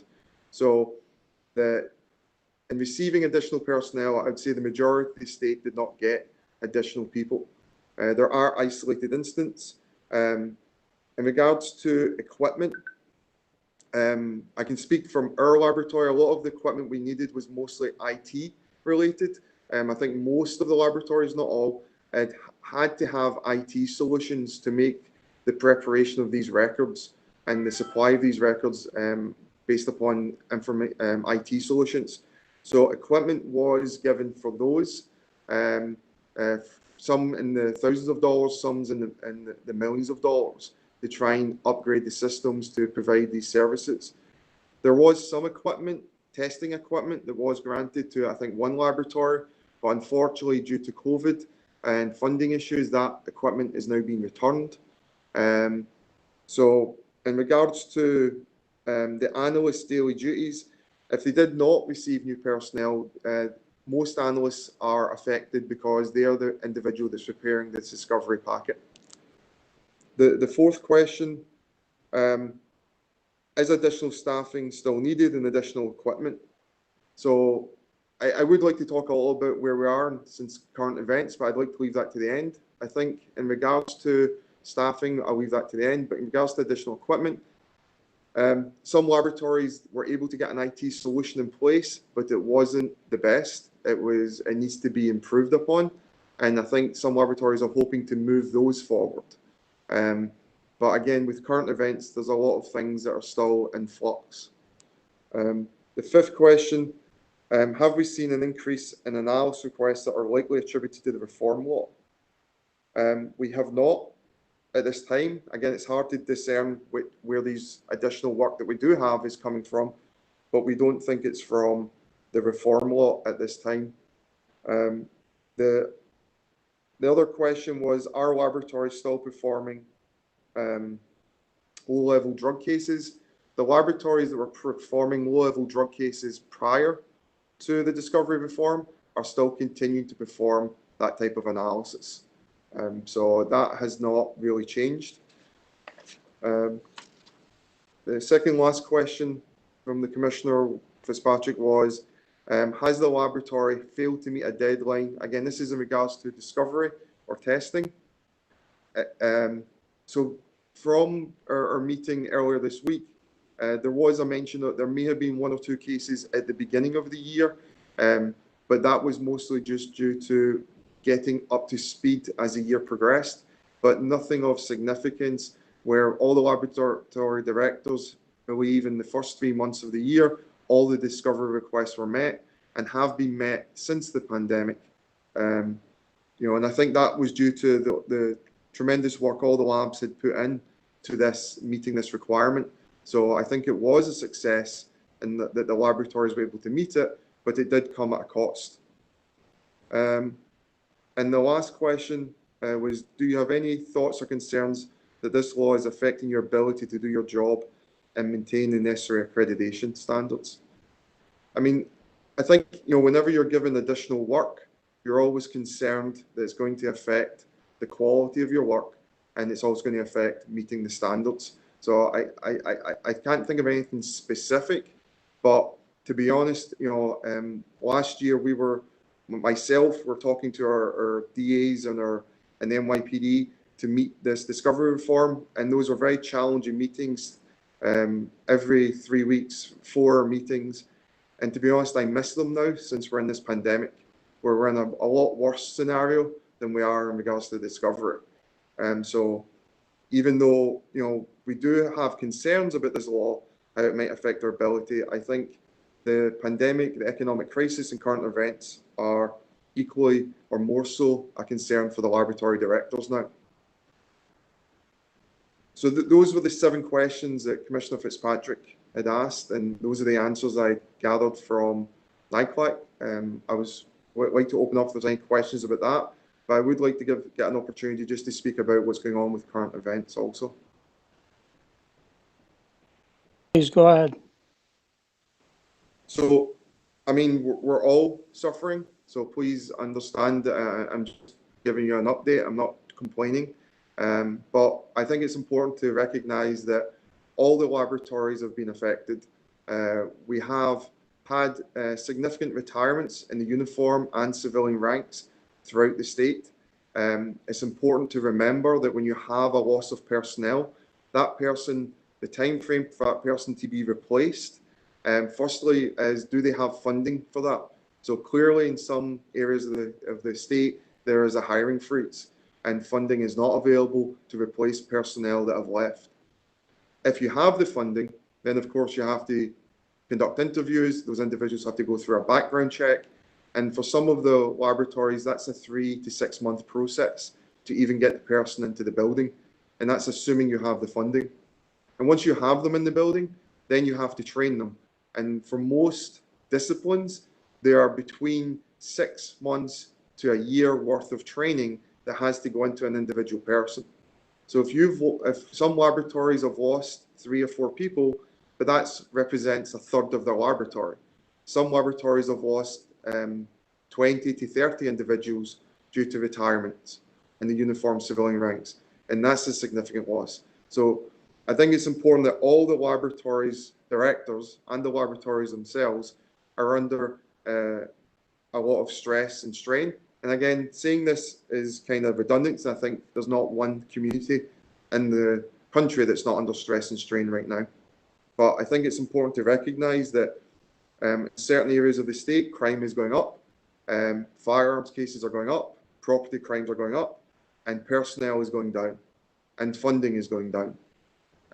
So at some point, I think we're still in the middle of this, as we are with the pandemic. We're still in the middle, but there's potential furloughing, there's potential layoffs, there's potential buyouts. All these things are being thrown in the air, and I'm sure that all the lab directors like myself are trying every day to make the best decisions based upon the resources we have available. But I think we have to recognise that the services that we provided in 2019 will probably not be the same services we provide in the future. And I don't know what that is specifically, because each of us have our own issues and problems and solutions. But I think we have to recognise, just like we've recognised with other economies and services in the country, that we're under a tremendous amount of strain, and everyone's going to be working hard to maintain accreditation. But as I said with other things, you know, getting a non-conformance does not always mean there's something wrong with the laboratory. It just means that we need to keep improving. But it's going to be hard to keep improving when you have tremendous limited resources with increased necessity for your services. So that's all I have, Mike. Sorry.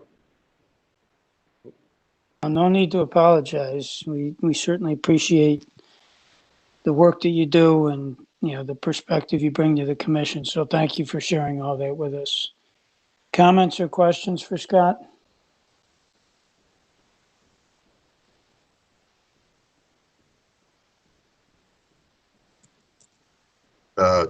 My comment, Mike, would, first of all, Scott, I appreciate very much the work and effort that you put into it. And I wish a copy of that were to go to every legislator in the state of New York, because, you know, the situation that I'm in now, and I'm sure it's very similar to what Scott McNamara is going through, is I have, you know, several hundred people about 500 yards to my left who have been sitting in lockup for 4 to 5 months for very, very serious felonies, who have not heard a single witness testify against them. So far, you know, motions to dismiss and so forth have been rejected for, you know, for good cause as a result of the pandemic.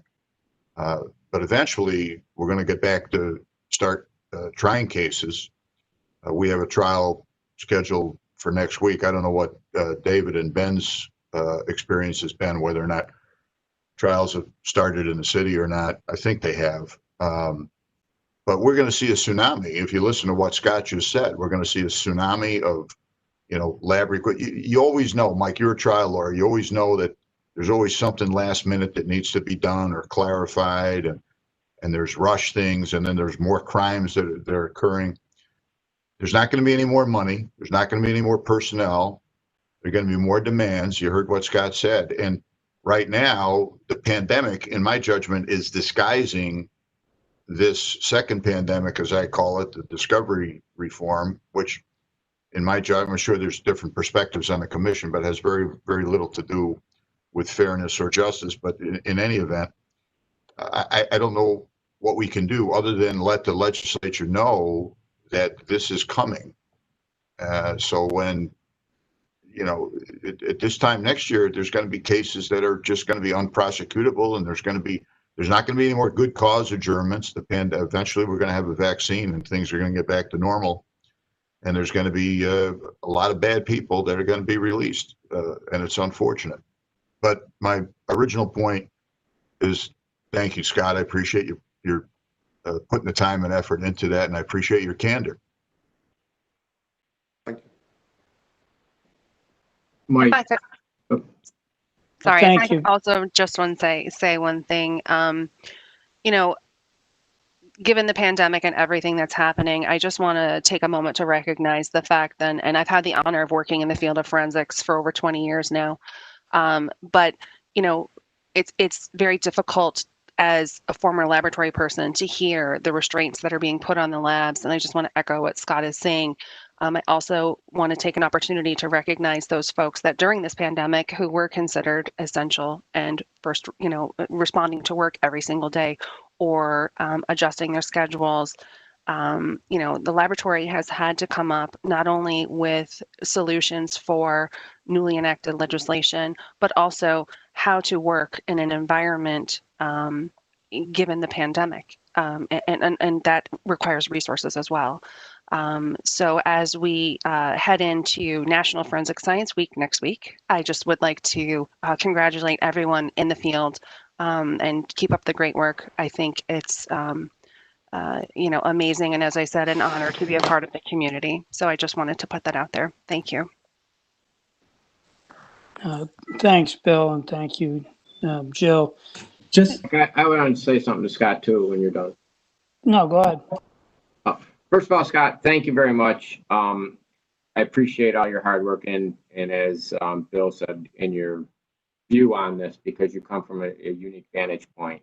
I guess the only question I have, and just for the consumers, which many of them are our colleagues throughout the state, the other 60 DAs, but also as the commission, with all the budget cuts that we're almost guaranteed to see, it seems like the quantity of work is going to have to go down. And as you alluded to, there's always the issue when you're pushing somebody really hard that the quality of work goes down. I get all that. I guess the question I have to you is, as a commission, is there anything that we should be concerned about, A, and B, is there anything we can do as a commission to try to make sure that we continue to operate these public labs at the highest level possible? And thank you once again for your time and your service. I guess before I would just correct one thing. You know, we don't operate the public labs. We have an oversight responsibility. And I just think to, you know, make sure we are clear on the roles here. But that said, go ahead. Who is next? Was it you, David? Yeah, I was just going to chime in, and I do actually thank Scott for his comments. I think they are, you know, helpful and important. And you know, also, you know, during the pandemic, it's important to point out, particularly in New York City, the difficulty that we've had in doing anything, you know, sort of court-related or investigative-related. Obviously, we've had like discovery expenses as well in terms of just getting computer systems that were adequate to handle documents. You know, and so like the crunch is everywhere, but it's also, I think, vital to note that we really wouldn't be able to do our work at this point without adequate discovery. The discovery was important a year ago before we had the pandemic and when people can be face to face. It is critical when we're practicing remotely to have information about cases. I have a DNA unit that, you know, pores over every document that we get in a timely way and talks to clients before, well, you know, the grand juries are, you know, catch and catch can in New York, but talks to people who are, you know, facing extraordinarily difficult cases, and we're trying to get as much information as we can about those cases. And so I do want to thank the forensic community for like pushing and going forward and producing high quality work for us to be able to review and to provide adequate representation in what has been an extraordinarily difficult time for us in New York City and doing criminal defense.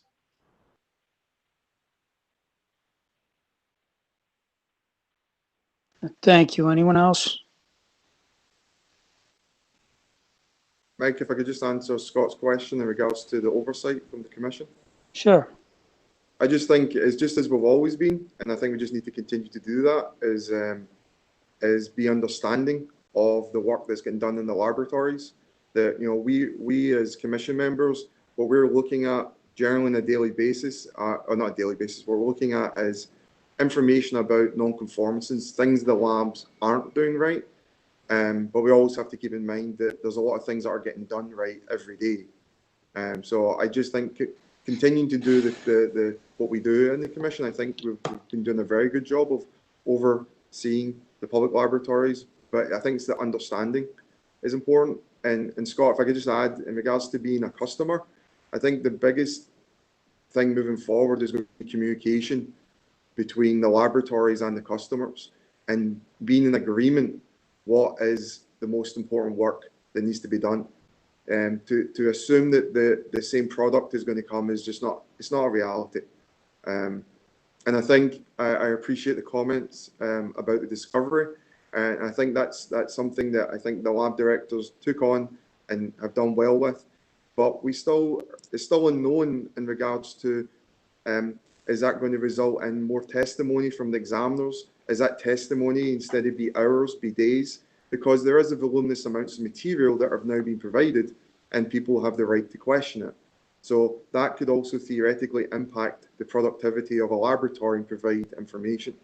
So there's a lot of things going on, as you know, but I think the main thing would be communication and understanding. Thank you. Thank you. Anyone else? Just two things I'd add on the funding side, and I know neither of these, will solve any problems, but I think all of us in different ways are dealing and are going to continue to deal with some serious funding issues the next several years. But we did manage to get the Aid to Crime Labs grant contracts out. Those had expired June 30th, and we got the new ones out right about that time, which we were able to get an exception to the way some of the things are going for that. We are also in the process of working to get out the door a grant funding stream aimed at helping counties deal with discovery costs. And, I can't make any promises. My hope is that will be out in the next several weeks, and we'll have some meaningful money for counties. And counties will have the ability to make decisions within certain parameters as to how they best allocate the money within the county. So use of that money for labs, would be an available use for the counties. And again, I know none of this is going to solve any of the funding issues, but, we are working from the DCJS side to do what we can to help.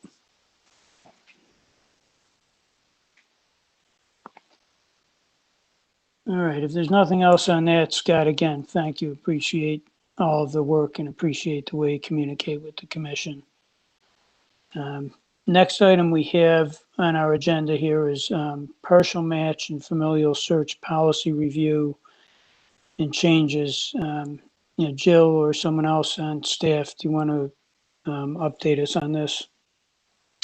Absolutely. So what we've provided in the materials, first of all, is a letter from the DNA subcommittee making a binding recommendation to accept the changes. There were marked versions and unmarked versions that you were provided.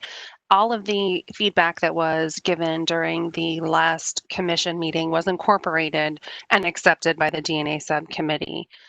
So, that some of the changes that we talked about were, removal of the MOU in the familial search and incorporating that into the application process to kind of streamline that a bit and not take as much time, resources to try and execute that. And also the addition of the unidentified human remains as part of samples that will be accepted given the case requirements.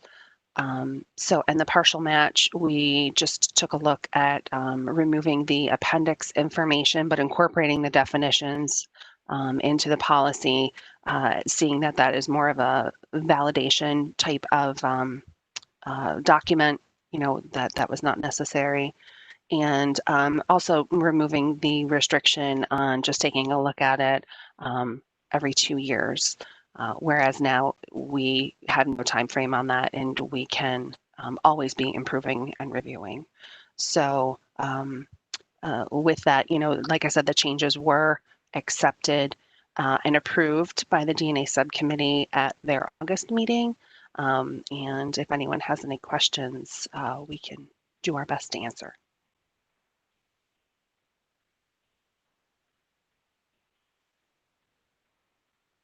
Any questions?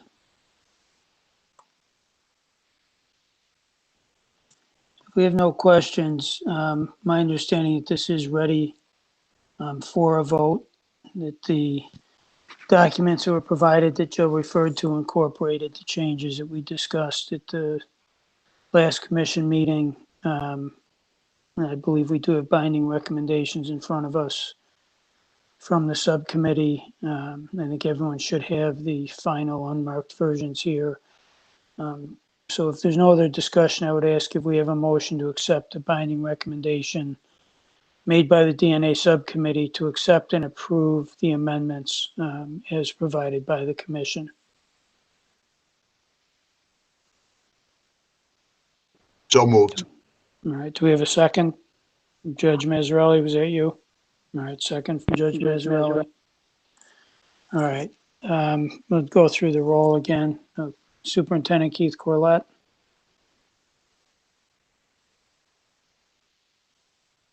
I'll come back to you. Jill, Julie. Yes. David Loftus. I abstain, and for the same reasons I announced at the last meeting, I don't think it's within our province to legislate. Okay, thank you. Scott McNamara. Yes. Ben Oster. I'm abstaining also. Ann Willie. Yes. Lydia DeCastro. Yes. Bill Fitzpatrick. Yes, and if I could just add very, very quickly, Mike, that I assume we're going to revisit this issue in light of Julie's report in December. I view this as a document or documents that will need to be revisited on a regular basis. And if and when they're ready to move ahead and the subcommittee and the commission feel that, and vote that's appropriate, then by all means, we'd certainly update these documents to reflect that. Thank you. Judge Mazzarelli. Yes. Scott O'Neill. Yes. Ann Walsh. Did you get that? Yes. Thank you. Mike Green is yes, and Superintendent Keith Corlett. Yes, I dropped off again for some reason, sorry. No problem, thank you. All right, so that carries. The last item we have under this is just for informational purposes, no vote, but it has to do with the accreditation process. Jill, do you want to take us through this item? Absolutely. So the thought process in this, I presented a written proposal that is present in your materials, is just, again, more of a quality improvement and in the world of forensics. As it's stated right now, based on what is there, we can only, the only oversight that we would have is over the ISO 17025 accreditation standard. So the thought process is just to expand that to ISO 17020, which is commonly used in some of the latent print disciplines as well as digital laboratories. And as they are improving their quality measures and then adopting the ISO standards, it would then fall under the purview of oversight of the commission. So I'm not sure if anyone has any questions or discussion. Joe, could I just ask you, on the last paragraph, it says both programs have the same manual. Is that correct? I thought they had different manuals and different. I think it's not with the concept. I'm good with the concept. I just right. It says that they have the same manuals. When it's referring to the specific forensic requirements, I believe, Shelley, correct me if I'm wrong, but the ANAB MA 3033 document is what we were referring to on that. So not specifically the criteria that is specified in 17020, that is different than 17025. Right. But they both utilize the 3033.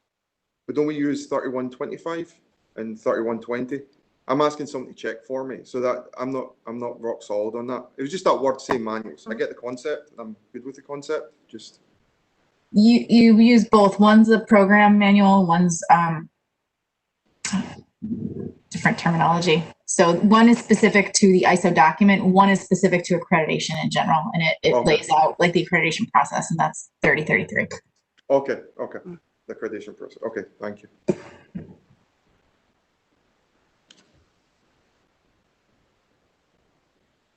So in terms of process, if in fact the commission, felt that we wanted to have this, in addition, I don't know if it's standard is the right word or not, for certain disciplines, what's the process that we would need to follow to adopt that? So I believe the next meeting, what we could do is present the drafted versions for the changes, similar as to what we've done with the policy documents, have a review, and then have a vote. Now, Natasha is also online. This would also have to go for public comment and the public comment review period prior to it being accepted. All right, but the first step in that would be the commission voting, and then it would go to public comment and come back. Correct. Now, Natasha, is there anything you want to add there in terms of process? No, I mean, soon as you guys are comfortable enough with, the changes, and then you can go ahead and vote on that, and then I would submit the regulatory information off to the approving bodies, which includes, the regulatory review unit, chamber's office, budget, and then once they approve it, then I will submit to the Department of State for a public comment period. And assuming that there are no changes, provided by the public, we can go ahead and adopt those. All right, thank you, Natasha. And I would also say that, and this is, I'm just putting that out there, and I don't know if anyone feels differently, but when we're talking about the 17020, I don't think it particularly pertains to the DNA subcommittee, the DNA labs. So would that be part of the process where we would not present to them, or should we look to have that for the November meeting, present to them the changes, and then have that ready for December? Well, that was the next question I was going to ask you is, are there certain, and I think I know the answer, but are there certain disciplines that we have in mind, as we bring this up? Like, for example, is this standard something that we think might be more applicable to a, forensic computer lab, for example, as opposed to the forensic DNA labs, which, we seem to be, doing fine with under the current standard? So the one thing that I would say is that it is possible that perhaps, and while we have not had anyone present a validation for using rapid DNA, but that might be something that they could incorporate under the 17020 versus 17025. So perhaps we would want to leave that open, have the DNA subcommittee take a look at it and review it, have any input, and then have that ready for the December meeting. All right, and the other question I was going to ask is, similar to the process DCJS went through several years ago where our fingerprint lab became accredited, is this a standard that might be more applicable to labs that just do fingerprint work that want to become accredited? It has, yes, it does. I mean, 17025, again, our latent print laboratory is 17025, but then there are others. NYPD has gone 17020. So. All right, and we've been encouraging, labs or folks who do fingerprints to move into an accredited environment. I'm just wondering, is this potentially a tool that would help move that work into an accredited environment and under the purview of the commission? Absolutely. All right, I'm sorry, I cut somebody off who was Sorry, going to Mike, ask it a was question. Scott. Go ahead, Scott. I was just, I don't know if it was just answered there, but as Jill had said, the NYPD latent print lab, latent print section is 1702. If this change would make, would that then give the commission oversight over that laboratory? I don't know that it would automatically give the commission oversight, because the way the statute's drafted right now, fingerprint work is not, at least as I understand it, is not one of the disciplines that a lab needs to get accreditation for. But, you know, in terms of As long as voluntarily, as long as it's law enforcement, that's the Yeah. exemption on that. yeah, which obviously would apply there. But, you know, in terms of voluntarily, you know, we've been trying to voluntarily encourage, you know, folks to move in this direction. So, you know, to the extent that a standard that seems to fit that work and is being used, you know, might make it easier for us to convince them, you know, that they should go this route. Sure. Other comments or questions? Just that we're going to discuss this more at the next meeting in December, correct? Yeah, this is just, Yeah. we just wanted to put this in front of the commission and get people thinking about it at this point. You know, if there's no objection, I guess what I would propose, and I don't think we need to vote on it, but, you know, I'd propose that we have staff actually work up, you know, written regulations that people can react to, and then put it on at on the agenda at the next meeting, you know, for folks to react to something, you know, to propose regulations that incorporate this, and also give people time to look at it between now and then. Certainly open to other thoughts if folks have other thoughts on how to proceed. I think it would, no, I think that's great. I also think it'd be helpful if NICLAC could possibly see it before the next commission meeting, if that's possible, just if we could have our input. No, absolutely. We'd really appreciate NICLAC input. And then I've just asked Jill if we reach out to ANAB, it'd be interesting to see what disciplines they would not consider eligible for 1702, because I know there are certain disciplines that are eligible, but there's certain ones that either NICLAC might not feel it's appropriate, or the accrediting body might not feel it's appropriate, or the commission might not feel it's appropriate. Yeah, and I was just going to kind of say the same, that I'd appreciate input from NICLAC on what, if any, disciplines this might be appropriate for or not appropriate for. You know, personally, at least, you know, and again, I have very limited knowledge, you know, compared to some other folks here. You know, but my envisioning of this right now, at least, is that there are certain disciplines like fingerprints that this might be very appropriate for. I'm not so sure there's a reason to disturb what we're doing with regard to DNA labs right now. So yeah, any input we could get from NICLAC on that, from my perspective at least, would be appreciated. Okay, we will do that. All right. Well, thank you. Appreciate the work on this. All right, I think that takes care of old business.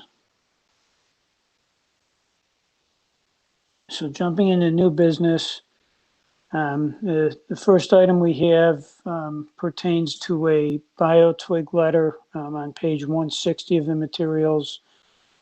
Jill, is this something that you can brief us on? Or is there someone else we should be calling on? Shelley, do we have?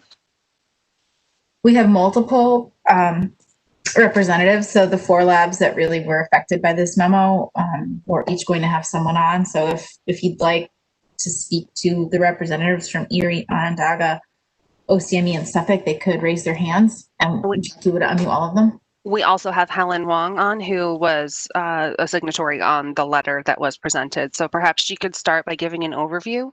Yeah, please.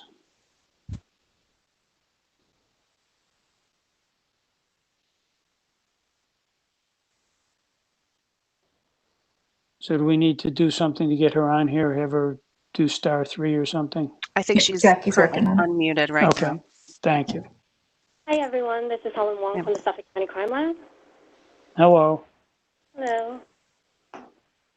So we've got on our agenda an issue with regard to a letter, I believe it was June 30th, where certain labs were notified of an issue with regard to StarMix. We were wondering or hoping that you could, from your perspective at least, tell us about the letter you received and how, if at all, it impacted your work. Okay, so at the end of June, all the StarMix users were notified that an aspect of uncertainty incorporated in the calculation of the likelihood ratio, the highest posterior density method, was not giving the desired coverage on their recent tests. So this is only one aspect of the uncertainties that is included in our reported LR. So the labs from New York State using StarMix all got together and looked at this disclosure, gathered more information, and try to see what effects they are going to have with casework. So all the laboratories within New York State are currently reporting out the most conservative unified HPD LR. So this includes all the uncertainties for related and unrelated individuals within a population, possible co-ancestry between racial subpopulations, sampling uncertainty of allele frequency databases, and variability within the StarMix deconvolution process. So although the coverage accounting for this variability is less effective than desired, this method provides an extra layer of conservatism that the overall LR assignment that all the labs are reporting is still overly conservative. So at this point, we also reached out to our StarMix representative. We also reached out to Dr. Buckleton, one of the developers of StarMix, about the bulletin, gathered more information, and we wanted to stress that the likelihood ratio that we all are reporting will not change. We just needed to inform our customers to ensure that they are aware of this issue, and that's why we drafted up a letter and we presented it at the BioTwig. Dr. Buckleton was also on the call to talk about this issue, and just all the individual laboratories also disclose this information to their DA's office or their customers, and all the analysts was also briefed about this at multiple meetings.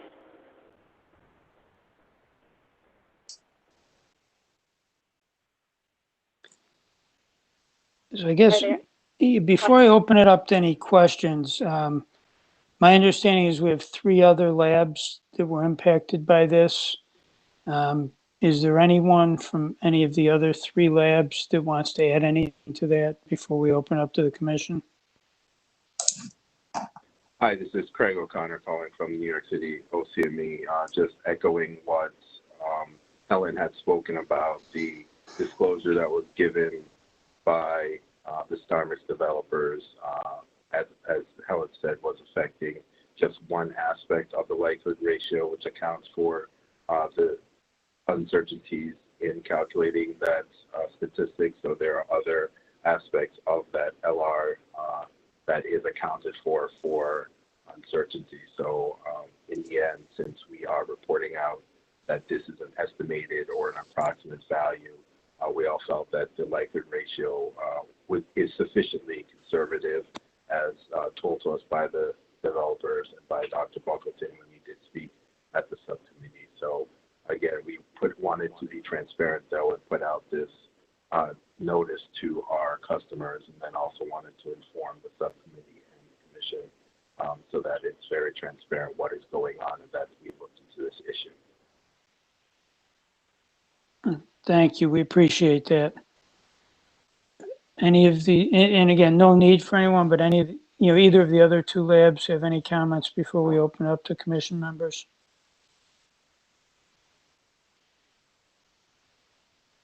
All right. And just in terms of process, Jill or Shelley, it's my understanding that this item was also reported to the DNA subcommittee and was discussed by them at their August 14th meeting. Is that correct? Yes, that's correct. All right. And did they take any action, or what was the resolution there? They took no action. All right. All right. Any questions or comments from commission members? How was this discovered, and how do we know that there was adequate testing before Star Mix was brought online. I mean, we've been using this product's been in use for a extended period of time, and to discover it now after it's been online is a little bit troubling. Hi, it's Craig again. What we were informed is that they had done extensive testing during the developmental process. So the actual calculation itself had been fully tested, and there's nothing wrong with the calculation and the LRs that are being produced. This, again, is one aspect where it was looking at what's called the highest posterior density, and basically taking into account a number of things that are taking place with that calculation, including allele frequency uncertainty. Since we don't have allele frequencies, or we don't do testing of everyone in the world, we can never know what the true allele frequency is. So it is an estimate. And then it's also looking at the MC process itself. So what it is that it was the hopes that that MC process was catching 99% coverage, but they had used a different method in order to look at what the actual coverage was, and saw that it wasn't actually getting that 99%. But again, the calculations itself and the likelihood ratios that are resulting from it are accurate and were fully tested on the front end. So again, this is just one aspect of that likelihood ratio and layers of conservatism that are built in. And with the likelihood ratio that we are reporting, the lab in New York, which does account for the unified, we feel that and have demonstrated that it is sufficiently conservative, even though this one aspect of it is not giving that 99% desired coverage. So how was it discovered? I mean, why now? Did Mr. Buckleton or Dr. Buckleton discuss that with you? What he had discussed with us is that they had looked at another way of possibly looking at the coverage. So what they had looked at prior was basically an approximation that the true likelihood ratio, which we'll never know what the true likelihood ratio is because of those levels of uncertainty, was the average of the 1,000 LRs that are calculated during that HPD process. So if you're going under that assumption, and then they had come up with a separate method to try and look at the coverage. That's how they had expressed it to us.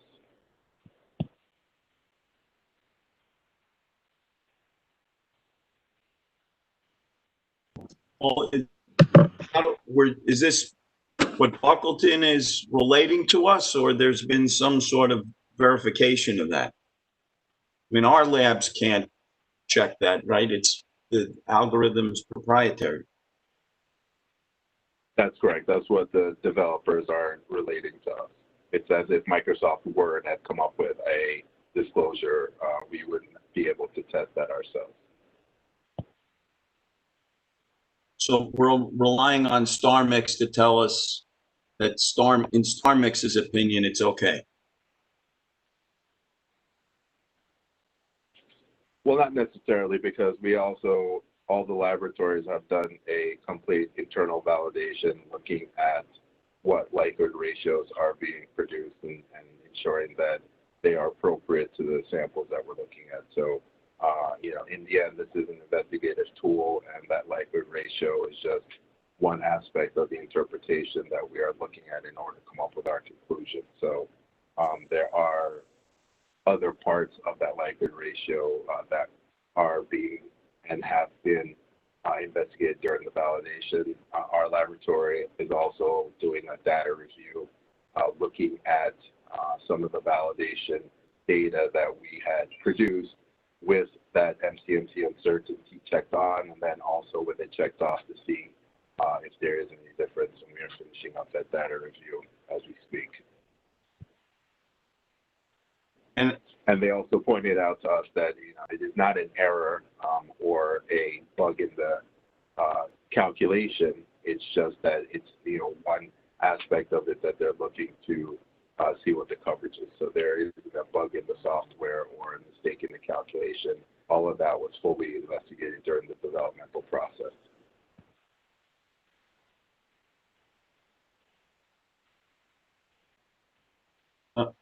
I'm still not clear on how it came to the, why this disclosure occurred at this time.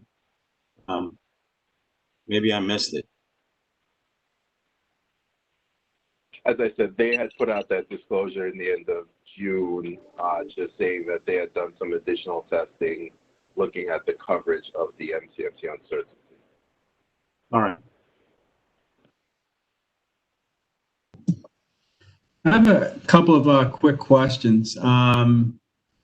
Just for the error occurred in, I guess, the MCMC process, and so that's the process that that deconvolutes the mixture and assigns weights and runs through to get you to the deconvolution itself.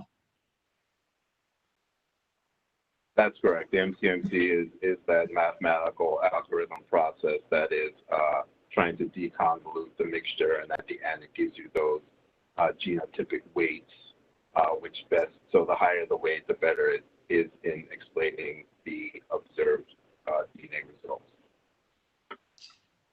And so what precisely is the error in that sort of process, and why are we confident that if it's in the process that assigns the weights, that some other I assume there are a lot of different uncertainties in calculating what the model is, and you list some of them in the letter. Some of them deal with ancestry between individuals, sampling uncertainty, allele frequencies, et cetera, et cetera. But I'm assuming that there are other things that are necessary to account for those uncertainties. That doesn't seem conservative. That seems like taking into account an error rate is sort of necessary in any sort of modeling, not just DNA. But this seems to be particular to a particular process. And so can you explain why, why this letter is accurate without any further testing, that you're certain that that the likelihood ratio can't be affected? Well, what we're saying is not that the likelihood ratio can be affected. We're saying that the likelihood ratio that is calculated by the software is accurate. There's nothing wrong with the actual calculation itself. There are a number of uncertainties, as you said, that go into calculating that likelihood ratio, because we'll never know what the true likelihood ratio is because of those uncertainties. The allele frequencies that you spoke about, the ancestry, possible co-ancestry, and then the possibility of relatives within the population, and then also the MCMC process itself, since that is an iterative process looking at what's the best fit to the data. So to account for some of these uncertainties, there are a number of things that go into that likelihood ratio calculation, and this is just one of them. That, again, is not affecting calculation, it was just affecting the coverage that was thought of that MCMC process. So it was thought that it was covering 99%, but it's not showing that desired coverage that they had set out. But the calculation itself is not an error and is still conservative. Is it not an error because there's never, a ground truth, or is it not an error because it's getting a different number? Like that's, sort of what the concern is. And so you're saying without the errors, it's infecting the weighting process itself, or the reporting out of the weighting process. Is that right, or is that not right? Well, this is not affecting the weights. The weights is something different. This is affecting the likelihood ratio calculation. So the weights that are produced during the MCMC process are still accurate and is what was looked at and extensively looked at during the developmental phase and then during internal validations by the laboratories themselves. What the MCMC uncertainty does when it's calculating the likelihood ratio is that it looks at those weights that are generated knowing that each MCMC process can give a slightly different weight just upon the basis of what that algorithm is and why it's useful. So it takes into account that uncertainty that is seen during the MCMC process, and it basically calculates 1,000 Likert ratios and looks at a distribution of those Likert ratios and gives out a conservative value of those Likert ratios, showing that it is conservative because the most likely Likert ratio would be higher than the one that is reported.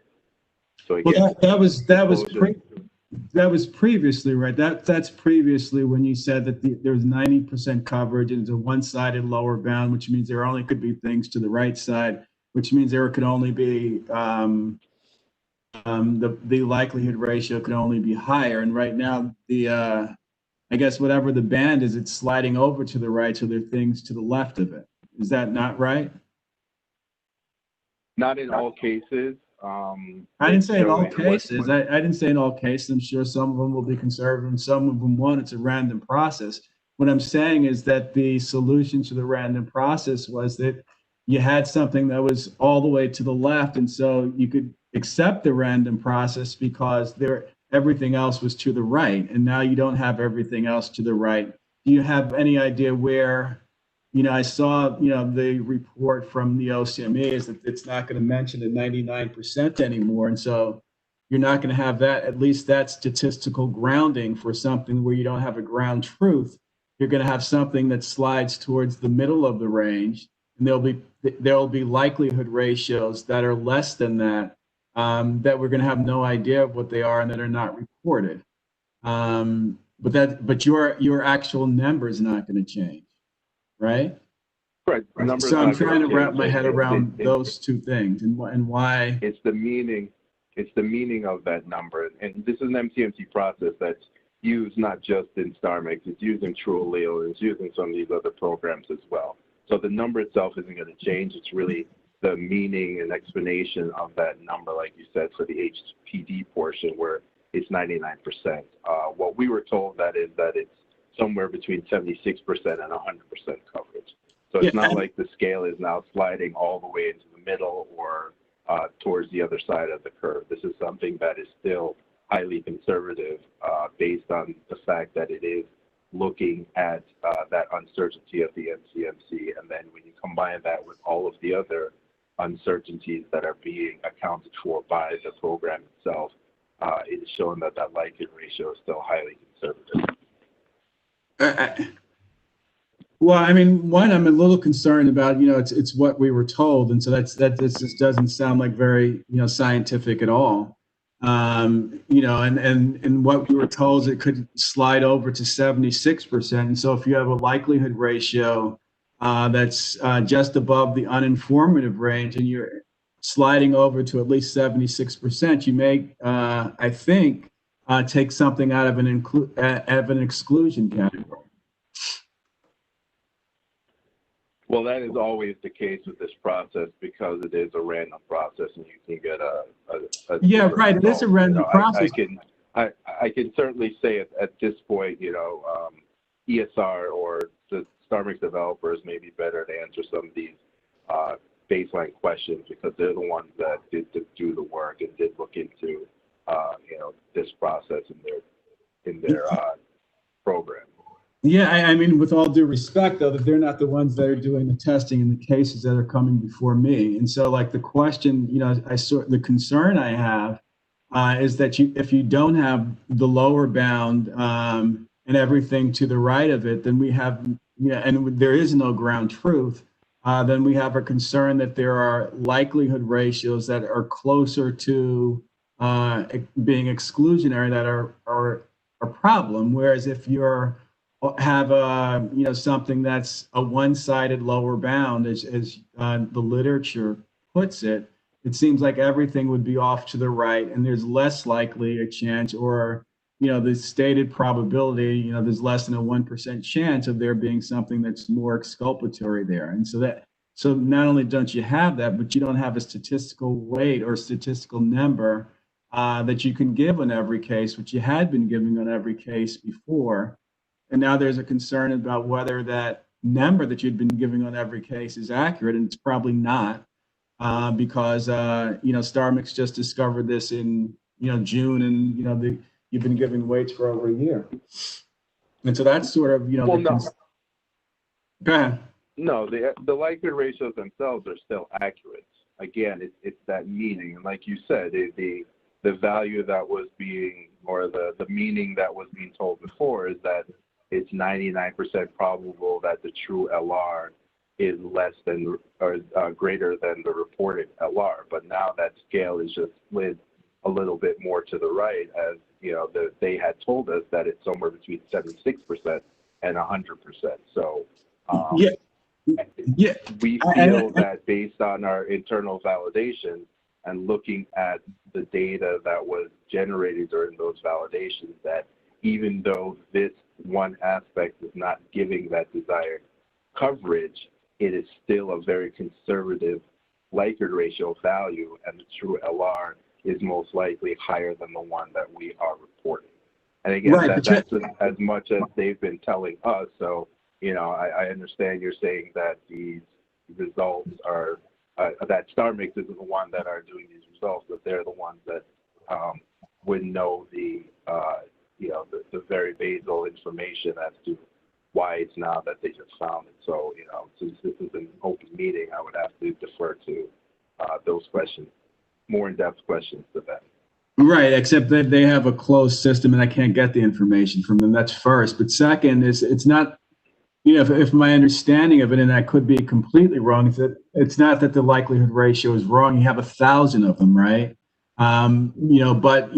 Before, previously, the likelihood ratio you chose was the one that was all the way, I guess, to the left bound, and so everything was to the right of it. And now you're no longer able to make that assertion, and StarMix hasn't given you where the other bound is. The other bound may be 95%, or it could be 76%, from what they've told you, or it could be something less than 76%. I don't know. I know it's like the likelihood number that's given is random because it's a random process, but to counter that randomness, you guys were giving us a lower bound and a weight to it, that it was 99% one-sided lower bound, and that's not being offered anymore, is my understanding. That's true. And again, I don't want to speak for the entire state. I just, just going by what we do in our laboratory and, what we were also told, and I don't want to put words again in Dr. Buckleton's mouth. I would implore this commission to reach out to them for any of the other questions. But with all the other levels of uncertainty that are being accounted for, as well as the fact that we are producing a unified likelihood ratio, he had instructed us that that value is still probably somewhere in the 99% range. It's just that based on the testing of this one aspect, it's not giving that desired coverage. But the likelihood ratios itself are still accurate and conservative as to the weight of the evidence that we are reporting these statistics on. Yeah, I don't know that accounting for other uncertainties is conservative rather than just good modeling. Like I don't know that that's conservative, and so the question here. I think they're both actually. They're both conservative and good modeling. Well, how could you do modeling without accounting for uncertainties?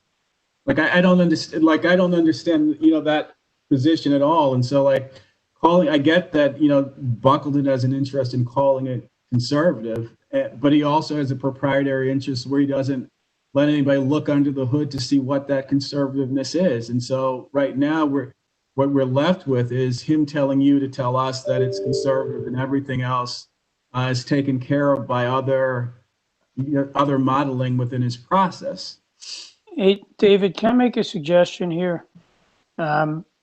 I know, at least from my perspective, I feel like we should be getting the expertise of the DNA subcommittee on this issue. And I guess, listening to all this, I'm not sure if we should be reaching out to Buckleton, but I'd feel more comfortable if there's specific issues you have, which Yeah, I'm actually just trying to wrap my head around. I'm just reading it. I actually need to talk to experts too. I'm actually reading this for the commission for, I didn't get to read it until a couple of days ago, so I haven't talked to any experts. I'm just reading what I see, and asking questions. No, I get that. And and I'm not at all critical of you doing that. In fact, I'm glad you are.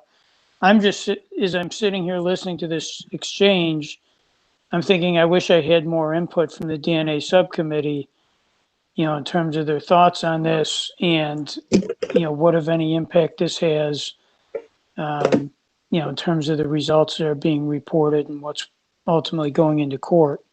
And what has been reported. Yeah. So my suggestion would be that we send it back to them. And if there are specific areas that you want them to focus on or specific questions, we can frame something general, but would certainly be open to input in terms of specific questions you want them to look at. That's fair. And then charge them with looking at those things and let them decide whether or not, they feel they need to hear directly from Buckleton or whether they can deduce what they need from the labs or what, and then ask them to make a recommendation back to us for our next meeting. That's fair.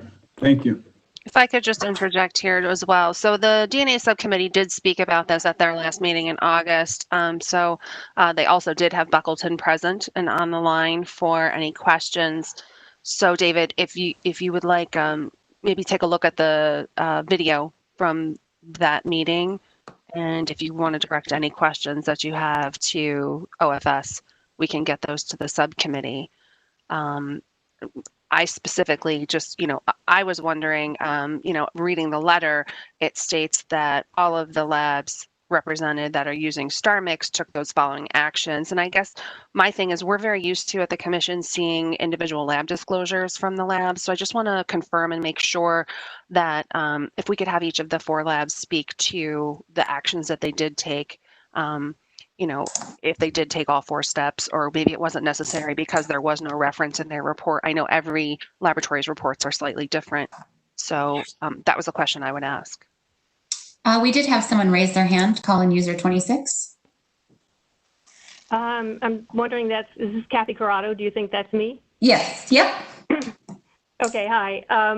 The technical lead of our laboratory is out sick today, unfortunately. So she might be better to speak to this, but I would just reiterate what everything Craig was saying I would agree with. And to answer some of David's questions, I think one of the things that we've understood from Dr. Buckleton also was that the issue of the coverage being slightly less than 99% we typically notice in the samples that have a very large weight, so a very strong LR, and the samples that have a low weight are not really affected by that. So that coverage is closer to 99%. So I think the issue of being concerned about it moving something at the low end is probably not not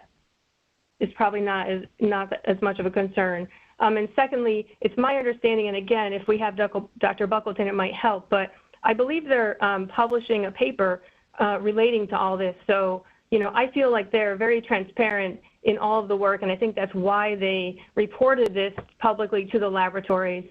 And they've done a lot of work on it, and assuming it is published and peer reviewed, I think it will be available for everyone to see what the issue is and to make their own decisions based on that. Thank you. To Jill's point, for the 4 labs involved, there were 4 steps here, I guess, for lack of a better term. I guess that's what's used in this letter. Have the labs taken those steps? Do you have cases that were impacted? Have you taken the steps, listed in this memo? I'll speak for our lab.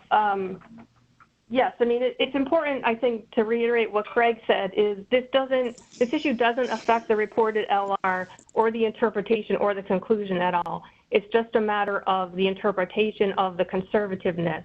A lab could choose to report an average LR and not the conservative number if they wanted to.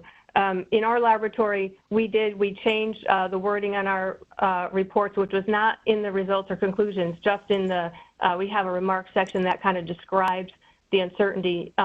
We did change that, and we did notify the district attorney's office and the police agencies of the issue, and we also have obviously talked to our staff, and they're well aware of it, if it, so they can answer questions if it comes up during testimony. All right, thank you. How about the other 3 labs? Hi, this is Tom Grove from OCME. Erie County. Yes, we also took those 4 steps. Thank you. OCME?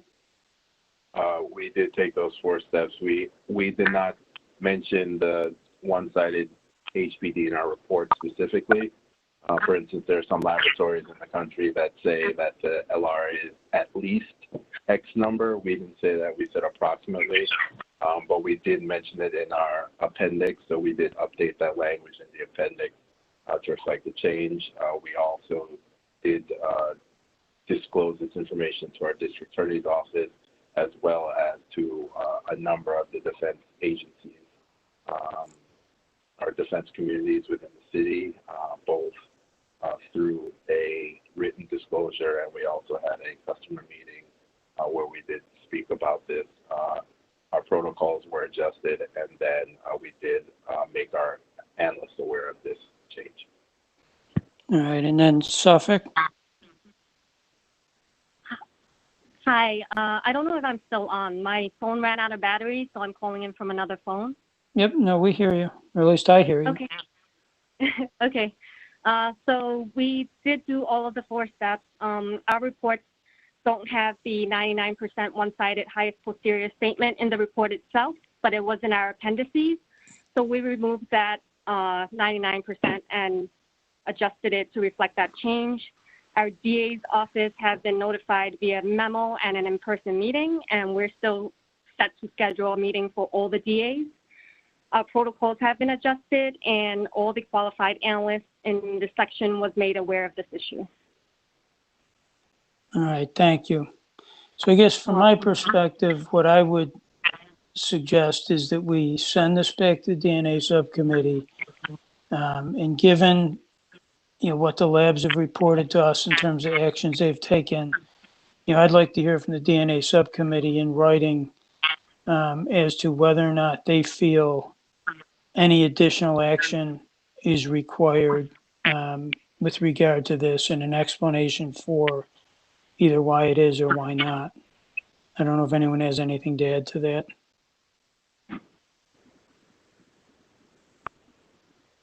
All right, do we need a formal motion to do that? Yes, Commissioner. All right, thank you. You're welcome. Always keeping me honest, Natasha. Well, All right, so I would make a motion that we refer this back to the DNA subcommittee, consistent with the last statement I just made, and ask them to provide a recommendation to us in writing, outlining that issue for our next meeting. Do I have a second? I second. Thank you. And again, we'll have to go through the roll here. Let me just moving back and forth between screens here, so you have to give me a second. All right, so again, voting on that motion, Superintendent Keith Corlett, Yes. Jill Dooley, Yes. David Loftus, Yes. Scott McNamara, Yes. Ben Oster, Yes. Ann Willie. And we'll come back to Ann. Lydia DeCastro, Yes. Bill Fitzpatrick, Yes. Judge Mazzarelli. I believe the judge had to step off. All right. Scott O'Neill, Yes. Ann Walsh, Yes. and Ann Willie, do we have you with us? All right, well, without Ann, I believe, and Mike Green, yes. So I believe we have plenty for that motion to carry.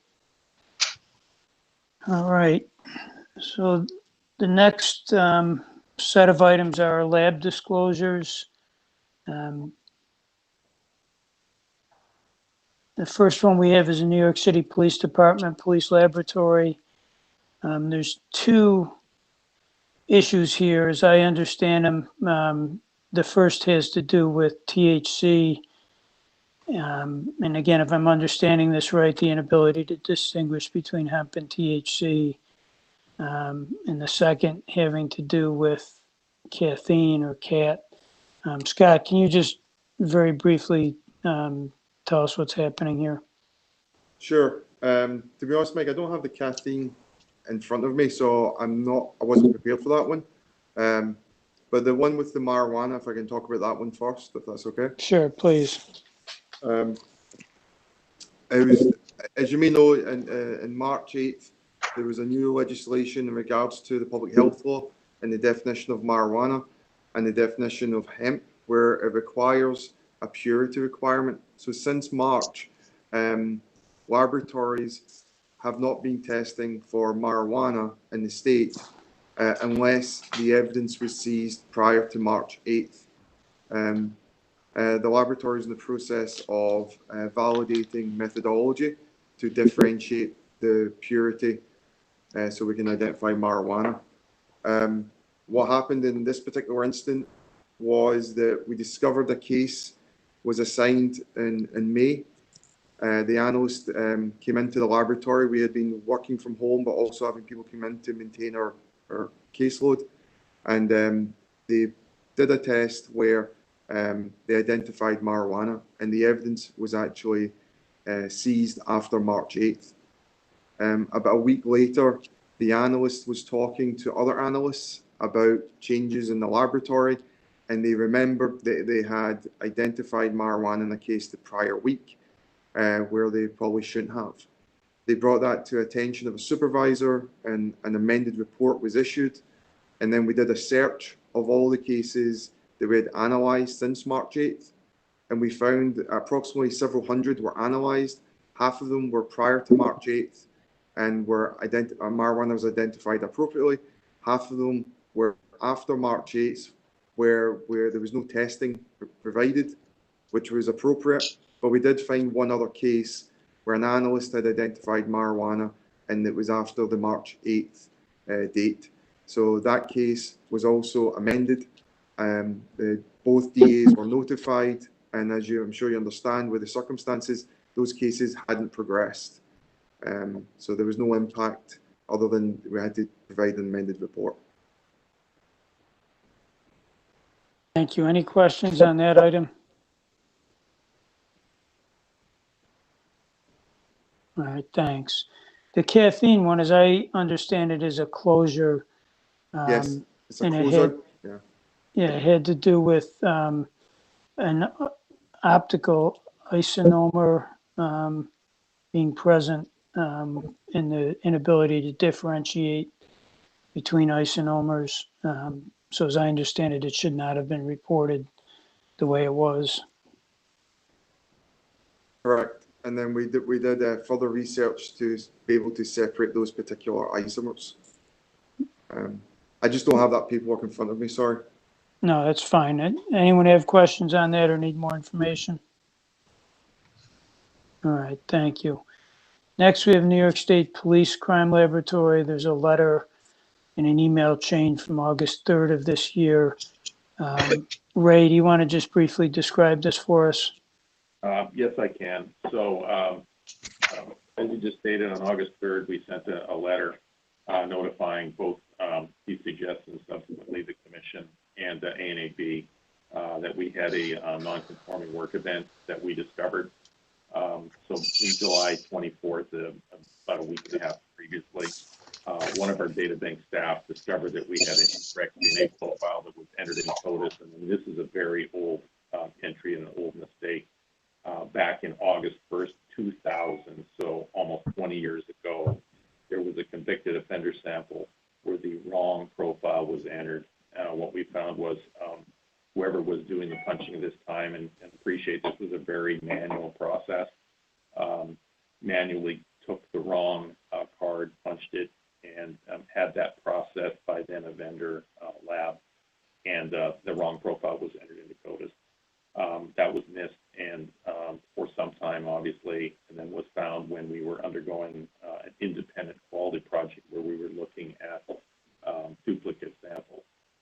This was discovered. The correct profile was uploaded into CODIS on July 29th. We did a search on the 30th, and luckily there were no matches that were generated. So there was no adverse impact, but certainly we wanted to report it just because there certainly could have been. So we're currently in the process of doing a root cause analysis to determine what went on. And preliminarily, what we've seen is that the two cards had the identical number except the last two digits, and one ended in 8.3 and the other in 3.8. So albeit this is preliminary, but we can imagine this is because it was a manual process, probably human error in terms of not realizing and making that flip. And since then, all of our processes have changed multiple times. It is a very automated process now, but certainly was very manual 20 years ago. So that's our disclosure. I'd be happy to answer any questions. Thank you. Anyone have any questions? Thanks, Ray. Next, we have the Onondaga County Center for Forensic Sciences memo dated July 7th. This is a closure of a nonconformance involving a sample switch during a batch extraction. I don't know, Kathy, do you want to just comment briefly?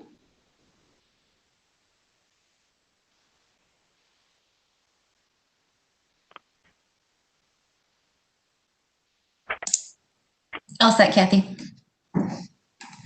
Okay, thank you. Kathy Corrado here. Yeah, this is just a closure of what we reported on previously. It was just it was a sample switch between two samples from two different cases. They were non-suspect cases. We resolved those cases. We did a review of the analyst's previous casework and found no other instances of sample switch. We also did a cause analysis, which is difficult in sample switches because it's sometimes hard to know. We looked at the process, we looked at the verification process, we talked to the analyst, and we weren't able to identify an exact cause, but some of the things that came out of that were that perhaps we could more solidify our verification process. We have a tube verification, and it was not always done the same way. Sometimes someone would read the samples off the sheet and one person would verify it. Sometimes they would read it and verify. So we kind of solidified that in the way the tubes were labeled. And the only thing we're waiting for now is the analyst is going through remediation, and assuming that's successful, they'll be put back online. That just got waylaid, partly because of the pandemic. I mean, we weren't all here, and we were here so little that we were focusing a lot of our time on getting other cases out and getting some trainings and stuff done. So we're hoping that the analysts can get back to doing that remediation so we can get them back online. All right, thank you. Any questions?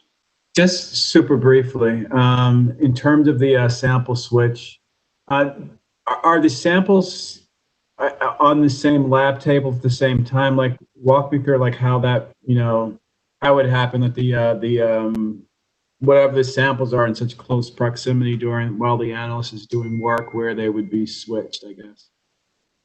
Okay, so we determined through the root cause analysis, we could pinpoint exactly where in the process the switch occurred, and it occurred at the extraction step.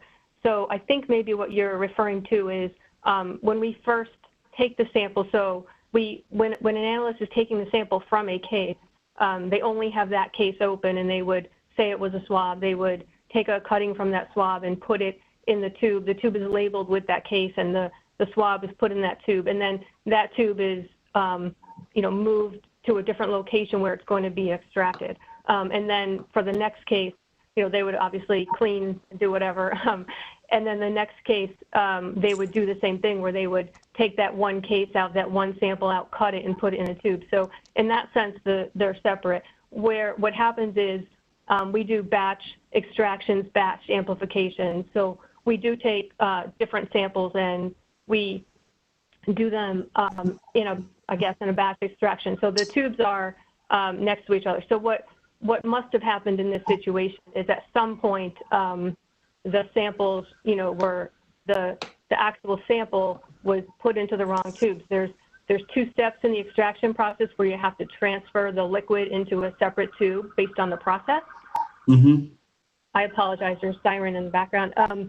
It must have been at that stage that the switch occurred. And we do have, whenever the samples are switched, we do have a second verifier that verifies that the tubes are in the correct order, so that they're being transferred correctly. And that step was done, but obviously somewhere in there something happened. We postulated that perhaps after that step was done, perhaps there was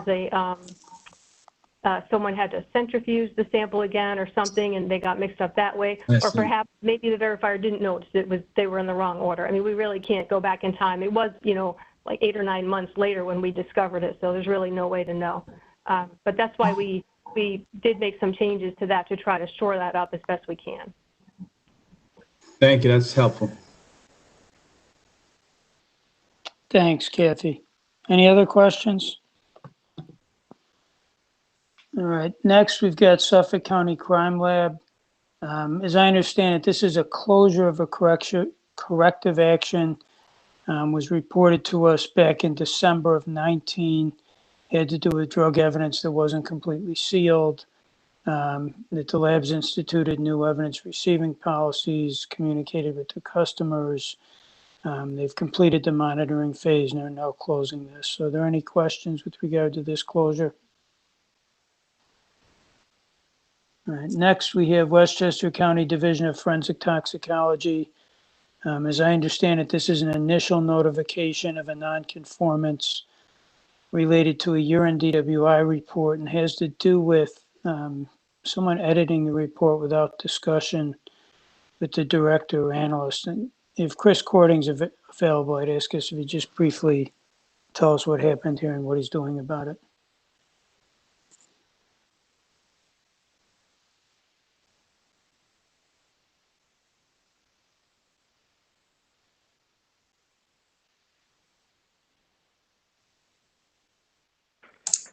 All set, Chris. Hi, good morning.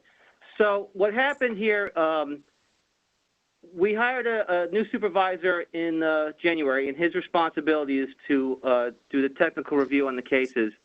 He came from the clinical background, and in that industry, if a drug is below the limit of quantitation, even by 1 nanogram, they would call it negative. So he saw this as a negative finding and took it out of the report because in his past experience, that's what he would do as a certifying scientist. He told me about it the next day because I was out the day he did it. And I explained to him that in forensics, we don't do it that way. Our limit of quantitation is plus or minus 20%, and we don't change a report unless we discuss it with the person who wrote the report. So he understood. We immediately put the finding back in, send the amended report to the DA's office, the police department, and notified the DCJS.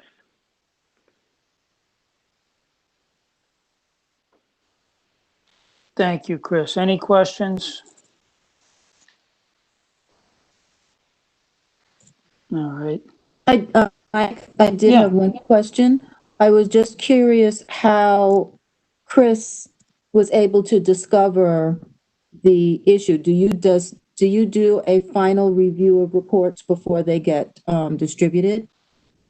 I mean, we do periodic audits of cases that are signed out, but he actually came to me the next day to let me know what he had done. And that's when I told him that wasn't the process. Thank you. I have a question. Was the analyst competency tested or trained? Was there some measure that he was made aware, or this person was made aware of this? They should have known ahead of time, or were they not aware of it until you had the discussion with them? Again, I'm assuming you're talking about the supervisor. Right, correct. So he was competency tested on how to review the report, but this kind of a scenario didn't come up in that competency test. Again, in the clinical background, their limits of quants are like, rock solid. If the limit of quant is 20 and the report is 19, they don't report it. Whereas we use the limit of quant with a plus or minus deviation. He didn't realize that difference. I guess we didn't explain it to him properly in the training, but we have since let him know that. And he's very good about, asking me questions before he makes changes. I just happened to have been out that day, and he didn't want to hold up a case for something that he thought was minor.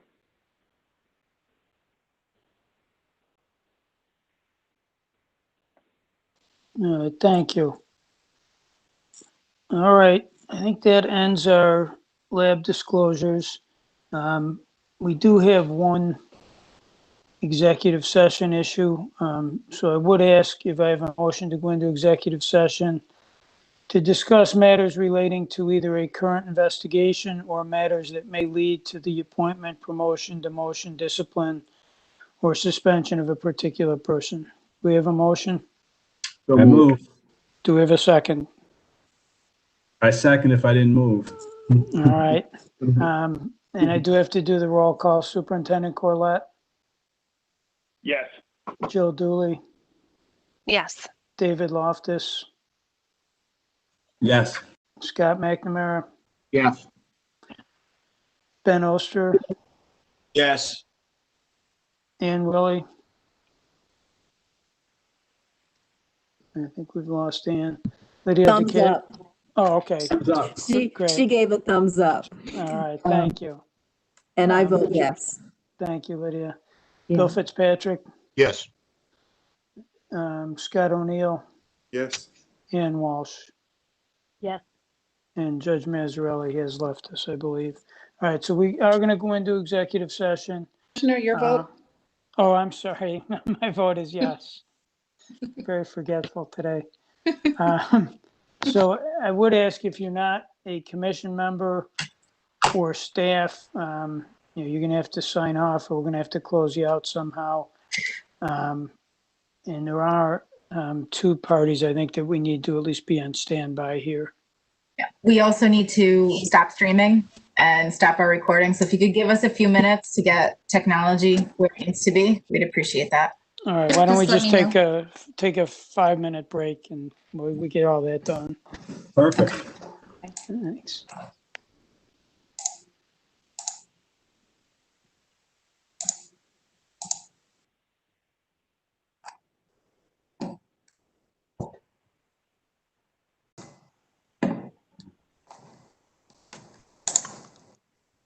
All right, are we ready? Not quite yet. Not that I'm impatient or anything. Sorry. Oh, it looks like we're on now. Let me just hit record and then good. Do that thumbs up vote too. Okay, we're good to go. We're back in session. We did have executive session to discuss an issue related to a complaint that the commission was made aware of. The commission did vote in executive session to further investigate that matter, and it will be on the agenda for the commission, for the DNA subcommittee and the commission, probably in executive session at the next meeting. So with that, if there's no other business, our next meeting is December 11th. It will be virtual as well. Do I have a motion to adjourn? Make a motion. Do I have a second?